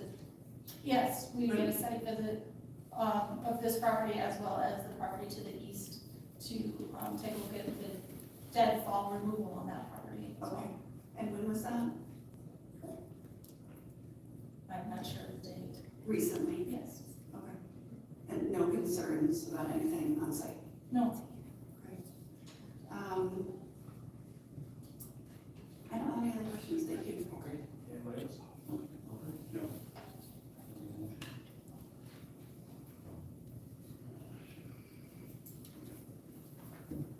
I'll make a motion to adopt resolution number 7373 attached as an exhibit K. I'll second that. All in favor, say aye. Aye. Opposed? No, that passes 3-0. All right, thank you for that. That brings us to finance report. Our favorite slide comes up. No, I did not have a slide.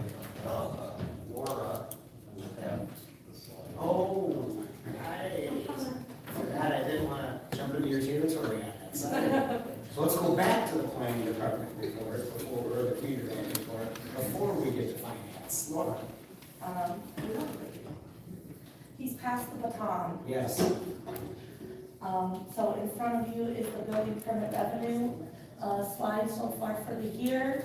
As you can see, we've stayed relatively similar to last year. We are overall total so far, we were a little above in permit total revenue compared to last year, but looks relatively even keel so far. How's our backlog looking? It's looking good. We're really staying on top of it. We've been busy doing permits, some code enforcement, some text amendment stuff with the recodification project we've been working on. So it's a lot of kind of background staff work with those things. We have 6 land use applications that were published in the legal notice recently for the upcoming planning commission. So working through those land use applications. Also, we wrapped up our participation in a Minnehaha Creek Watershed District's Land and Water TAC or Technical Advisory Committee, looking for some summary notes on some other processes they might be changing and our feedback we've provided them. So staying busy, working pretty hard in that department. I'd be happy to answer any questions or speak to any projects you have questions about. Questions for Laura? I know that they finished pulling all the permits for the one across right at Willow and 12 right there. Yep. They're all done with that one, basically, right? Yep, we issued all of the last permits last month, so all the permits have been issued. They're still constructing, I think, the last 3 or 4 kind of block units out there. The development still technically is open. I think they'll look to wrap that up once the construction's done or close to it. But yeah, it looks like there's a light at the end of the tunnel with that one. They're coming close to it. Very good. All right, well, thank you. Thanks. Thank you. All right. Now we'll come over to Russ. Finance. Thank you, Mayor. Since Laura stole my show tonight, I don't have a whole lot. Other than an update on the audio video stuff. Good news, bad news, security and sound has our equipment on order. I think they might have told me it was already in. But there's a delay on the sway portion, which is the broadcasting of it. So it'll be more like September. We have to get it working. We're working on it, but it'll take a little longer. Okay. Any questions for them? Thank you. All right. City attorney report. Council, I don't have any report at this time. I have a question. I'm wondering if you, we didn't get to this during the earlier agenda item. I'm wondering, and it's this will be posed to you as well, Mayor Walsh, but it was a concern that I did discuss with Attorney Maddock, because this did come up in one of the comment cards. I wanted Attorney Maddock to address the issue of nonprofit or some type of company that was formed around public safety, and one of the comment cards mentioned this, and I wanted to have either Mayor Walsh or perhaps the attorney address that, because you and I have spoken about that. I just want to clarify any conflict of interest there.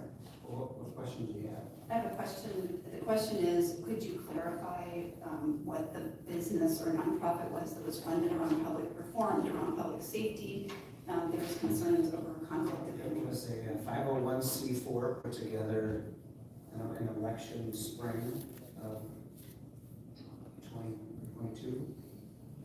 When Stanton was going to run to help support that, plus just advocacy for law enforcement and knowledge. And since he got in a car accident and wasn't running, I resigned from the board, and there was never any money raised or anything in that time. So that's all it was.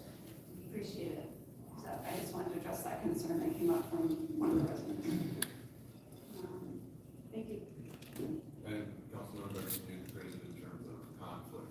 So if the formation of nonprofits been formed for re-election of the candidate, then my opinion, especially given the position of sheriff, that will not be a conflict in the context of the fire department. Right. And I asked the question because I didn't know what the organization or nonprofit was. The title of it, or I guess the name of it, caused concern about a potential issue related to our negotiations on fire service and public safety. That's why I asked it, but thank you for clarifying. I'm all about promoting public safety. Thank That's you. what it's all about. Thanks for clarifying. Okay, well, that'll bring us to our city administrator engineer report, and number 24, next work session draft agenda. Mr. Mayor, members of the council, we kind of thought that after all the applicants applied for the council position, that we would not be able to complete the THC legislation update nor the preliminary budget update at today's work session. So this item basically just moves those two subjects to the next work session, which will be the 26th of June. Okay, that sounds reasonable to me. Anybody have any objections to move what we had to that meeting? We need a motion for that? Yes. Yeah. I can make a motion to make those adjustments to the work session for June 23rd. I'll second that. Okay, all in favor, say aye. Aye. Okay, passes 4-0. Okay, that'll bring us to public comments. I'm actually going to take a 5-minute break for a bathroom break, so I can change water up here, and we'll come back for public comments.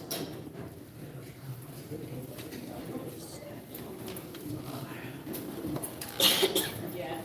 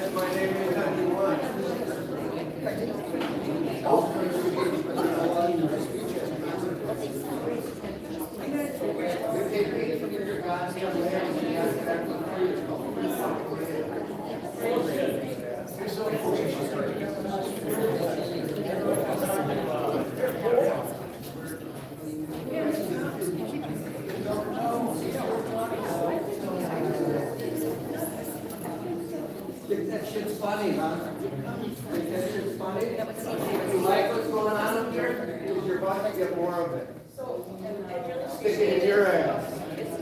You know, the guys from a different city. Really fucking badass over here.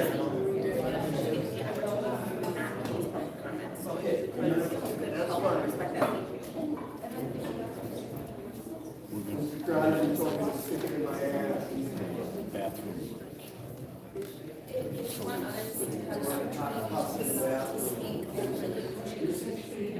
I'm not, you know, I'm not getting in your way.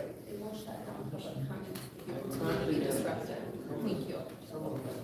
Who's the one that created this environment? That's the problem. Oh, I'm sorry.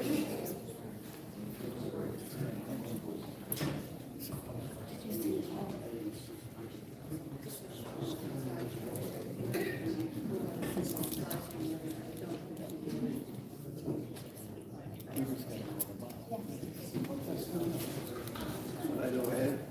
And that guy there in the purple carries a gun.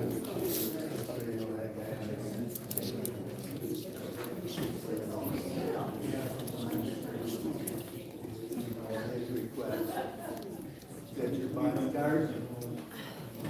Special needs bodyguard. You told me I couldn't say that.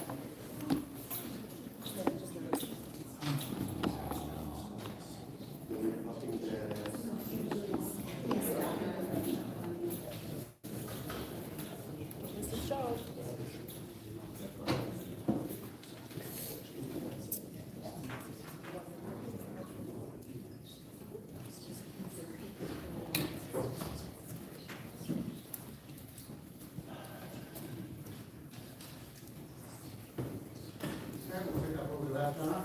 We have public comments. This is an opportunity for the public to address the city council. The council will not engage in discussion or take action on items presented at this time. However, the council may refer issues to staff or follow consideration in a future meeting.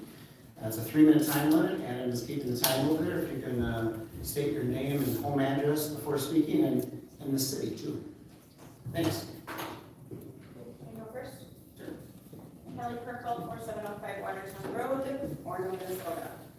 I wanted to get up here to thank you for the opportunity to interview for city council tonight. Unfortunately, with no discussion around qualifications, what you were looking for, or your decision-making process, the selection of the candidate who appears to have the same conflict of interest, who was not here for the rest of us to hear the interview, made the hours that we spent today feel inconsequential and moot.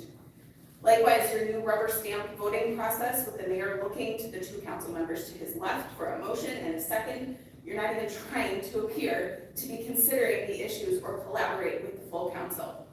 As I mentioned in my interview earlier, we have a fractured community who no longer trust their mayor and city council leadership. We all care very much about these major decisions, and we want a functional city council. We want firefighters who are willing to serve in our community. They're not here. I'm not sure how you plan to staff your very expensive but empty firehouse. An obvious rubber stamp process between the 3 of you on these major decisions is further damaging your community relations, and you should care about that. You are in a PR crisis here. I'm trying to figure out how you can be committed to this office and this community, but not care to hear from your constituents, disparage and disrespect your fellow council members, and frankly waste all of our time because you're simply going to do whatever you want. That's not community service. That's not democracy. That is not the way to foster a community, and I'm incredibly disappointed in the 3 of you, and I would like to thank Councilmember Benson for her interest in listening to this community.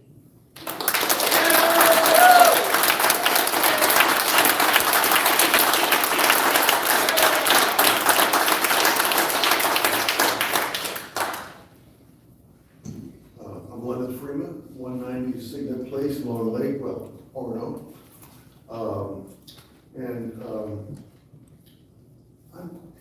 I am just disappointed. I'll say that. I've been in this community quite a while. I've been active in the community somewhat. Election judge. Was the rector of St. Mark's by the Lake for a dozen years. Lived here about 25 years. There were a lot of the people in this this community. I know other people who are involved with the fire department, friends, parishioners, what have you, and people have a variety of opinions about this. But what I hear out there, and what I feel, is enormous disappointment in what the heck is going on here. I've been in a lot of, frankly, larger political situations around the country. I grew up on the East Coast, Boston, Washington, D.C., what have you, New York City. I've rarely seen something like this. And it bothers me greatly that I live here and see this kind of thing going on. It's a style thing that's going to it is getting in the way. It gets in the way of us being able to think rationally about what the heck decisions we're making. We've come to distrust your judgment about what's going on in the fire department because of kind of a fait accompli steps you're all taking. So, before the discussion almost got started, it was like, this is over with because we're hiring somebody and we're going this way. But left the conversation behind. So it leaves people with very little way to figure out, is this in fact the right way to go? I can't tell. I was here for the last meeting too. A lot of rational stuff was said, but frankly, it is so poisoned by the discussion. And that I think is, and I read the letter by, 4 other Orono mayors, previous mayors, whom I think are good guys. I know Gabriel before, I know these people personally. And look what they're saying about some of the finances, that raises big questions. And I don't think you're dealing with it well. And at some level, you'll leave, apart from all the bad publicity, the only place you're leaving us is to vote you out of office. And that is.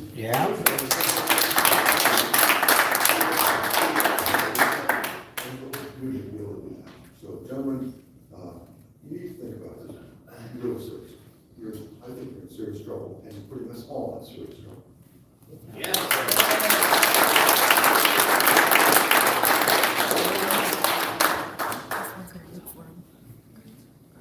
Claire Barrett, 1085 Burnwood South in Orono, resident of Orono for approximately 27 years. So the funny thing about elections is that people are elected by people that vote for them. And you are all elected by people who voted for you. And contrary to some voices, but not all, I'm quite proud of all of you. And I will be proud of Ms. Veach when she joins. Things don't always go the way you want with every decision, but that's why we have elections. So good for you, all of you that applied for the city council. Good for you for putting your name in the hat. There is a process that the council has followed to appoint that person. They didn't have to interview anybody, so it was quite generous and inclusive and transparent. I'm frustrated by the level of discord by several noisy people who do not represent all of Orono, and as a matter of fact, don't necessarily even live in Orono. So I really want to make sure that we are balanced in what we're hearing, what we're saying, and how we are presenting things on social media. Because you're right, if things aren't going the way that the majority wants, then there's another election. But right now, these people are here, elected by us to do their job. And we have to let them do their job. It is their job to do everything they're doing. If you don't like it, then vote them out next time. But in the meantime, you let them do their job. I don't think anyone stopped them. Get back on the internet.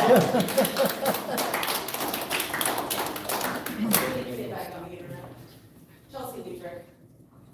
Independence, Minnesota, right? Yeah, do you want to send me some mail? Oh, one goes, so that means that you can do whatever you want, right? You can do whatever you want, screw the people. There was discussion on the new member, just Ms. Benson wasn't involved. You three have your own discussion of who's gonna follow you best. Hey, Walsh, I am talking to you. Have the respect to look at me. Someone start the clock. Oh, good. More time for you then. So anyway, I think the people should be voting on who the new council member is. And I seem to remember you telling people to stay off the internet. A lot of people should stay off the internet. Don't look at me like that. I'll do whatever the fuck I want. Not speak to me that way. I just did. You're not gonna do Sit that. down. Oh, I'm not gonna, oh, whose house? Your house, right? Yeah. No, you don't need to attack people in our gallery or Okay, citizens when I'll you don't attack live in you, this how about city. that? How about No. that? I'll tell you what, Listen to go to me. You Independence don't get and to curse talk at over people me. in your own Fuck way. that. You're not doing it here. Oh, don't No cry, more. don't cry. No more. Don't cry. No more. Why don't you You're not and gonna your pink disrupt shirt go Orono off? meetings on a constant basis when you don't live in the city. It's ridiculous. It doesn't matter, she's I want that time back, anyway, You're not gonna attack people in our Shut audience, not up. gonna happen. in my No. 3 minutes. I'm a council member. Good I'm not for doing you. Yeah, a corrupt member. The Oh, three yes. of you vote and do whatever you want because there's only one against you. Whatever is in it for you is where it goes, which is why I'm guessing that council member is getting voted in. And ladies and In gentlemen, any way, for the citizens that live in Orono, okay, that think that there's She's discourse here, had to deal with this since You it started over a year don't ago. have to $2 tolerate. million Motion to worth of adjourn. the city when this shit started. Motion second. Take your All time. right. you can argue with those guys. I wanna argue with you. You're on the internet yourself. Make it fool yourself. You always fight on the internet. You get more people from other cities coming Why to do the you always fight on the Why do you gotta have him? They hire him down in the governor's mansion, why can't you hire him here? I hear they come cheap. What's wrong with you guys? Can I help you? You need something? Hey, by the way, I want everybody to know, I went out to the bathroom after we all had You guys didn't say to him? Jonathan and Walsh came walking out the door. I went in the bathroom, the only other person in there was Crosby. We had 3 council members in the bathroom after an hour. It's the circle jerk. Wanted everybody to know that. Oh, we know They it don't is. live here. $2 million worth of property right on goddamn Main Street when you started this. You started this. Call your Proud Boys. And then you came to the surface, didn't you? You're such a wiener. Oh, Stand oh. up, answer some questions. No, he's not a wiener, he's a weasel. Weasel, wiener, whatever. Why are you wearing your Perry Ellis black and yellow? Because he likes me. None of these folks have seen the videos I've seen, none of them. Down there marching with the boys. Got your old man with guns. Badass over there. Okay, well, I cut her way over on the other side. Yeah, I see it on. I'm gonna be here for a minute.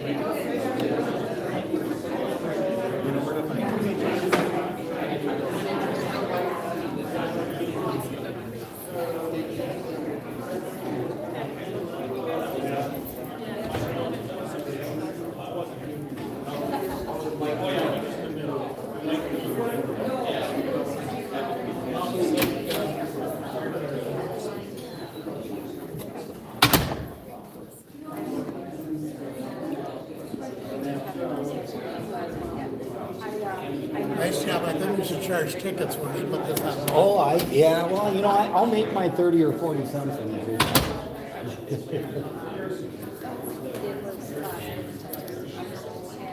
I want to make sure everyone knows that that's what I saw coming out. I just wanted to, when I saw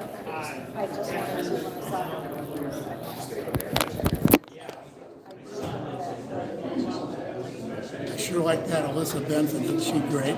Oh, God, For yeah. an Orono council member. Yeah. She's the only one who cares. Yeah? She's the only one who cares. She asks smart questions and she knows. Well, except they shut her down. She should be like, that's just what she did. What goes around comes around. That last open, that meeting, when they reopened the meeting, so that was illegal. It wasn't noticed. You can't have a meeting. Well, I sure wish I went sooner now. Hey, thank you very much, you did a great job. Yes, you did. Too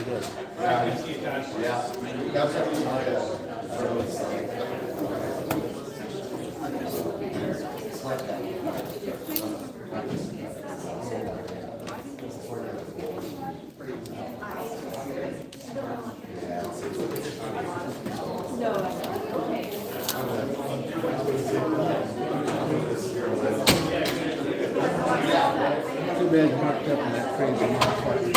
I'm not hooked up with him. Bullshit. You got No, good shit. You got good shit. Hold on. Don't accuse me of what's not true.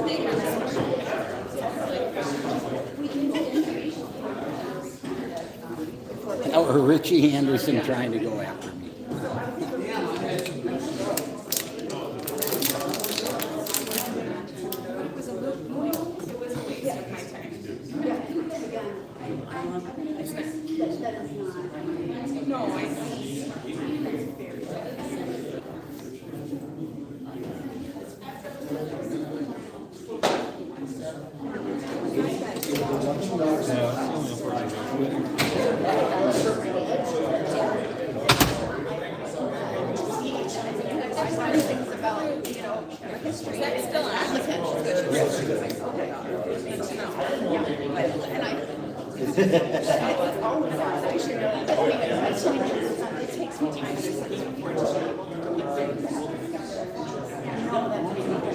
Oh, yeah, that's the thing.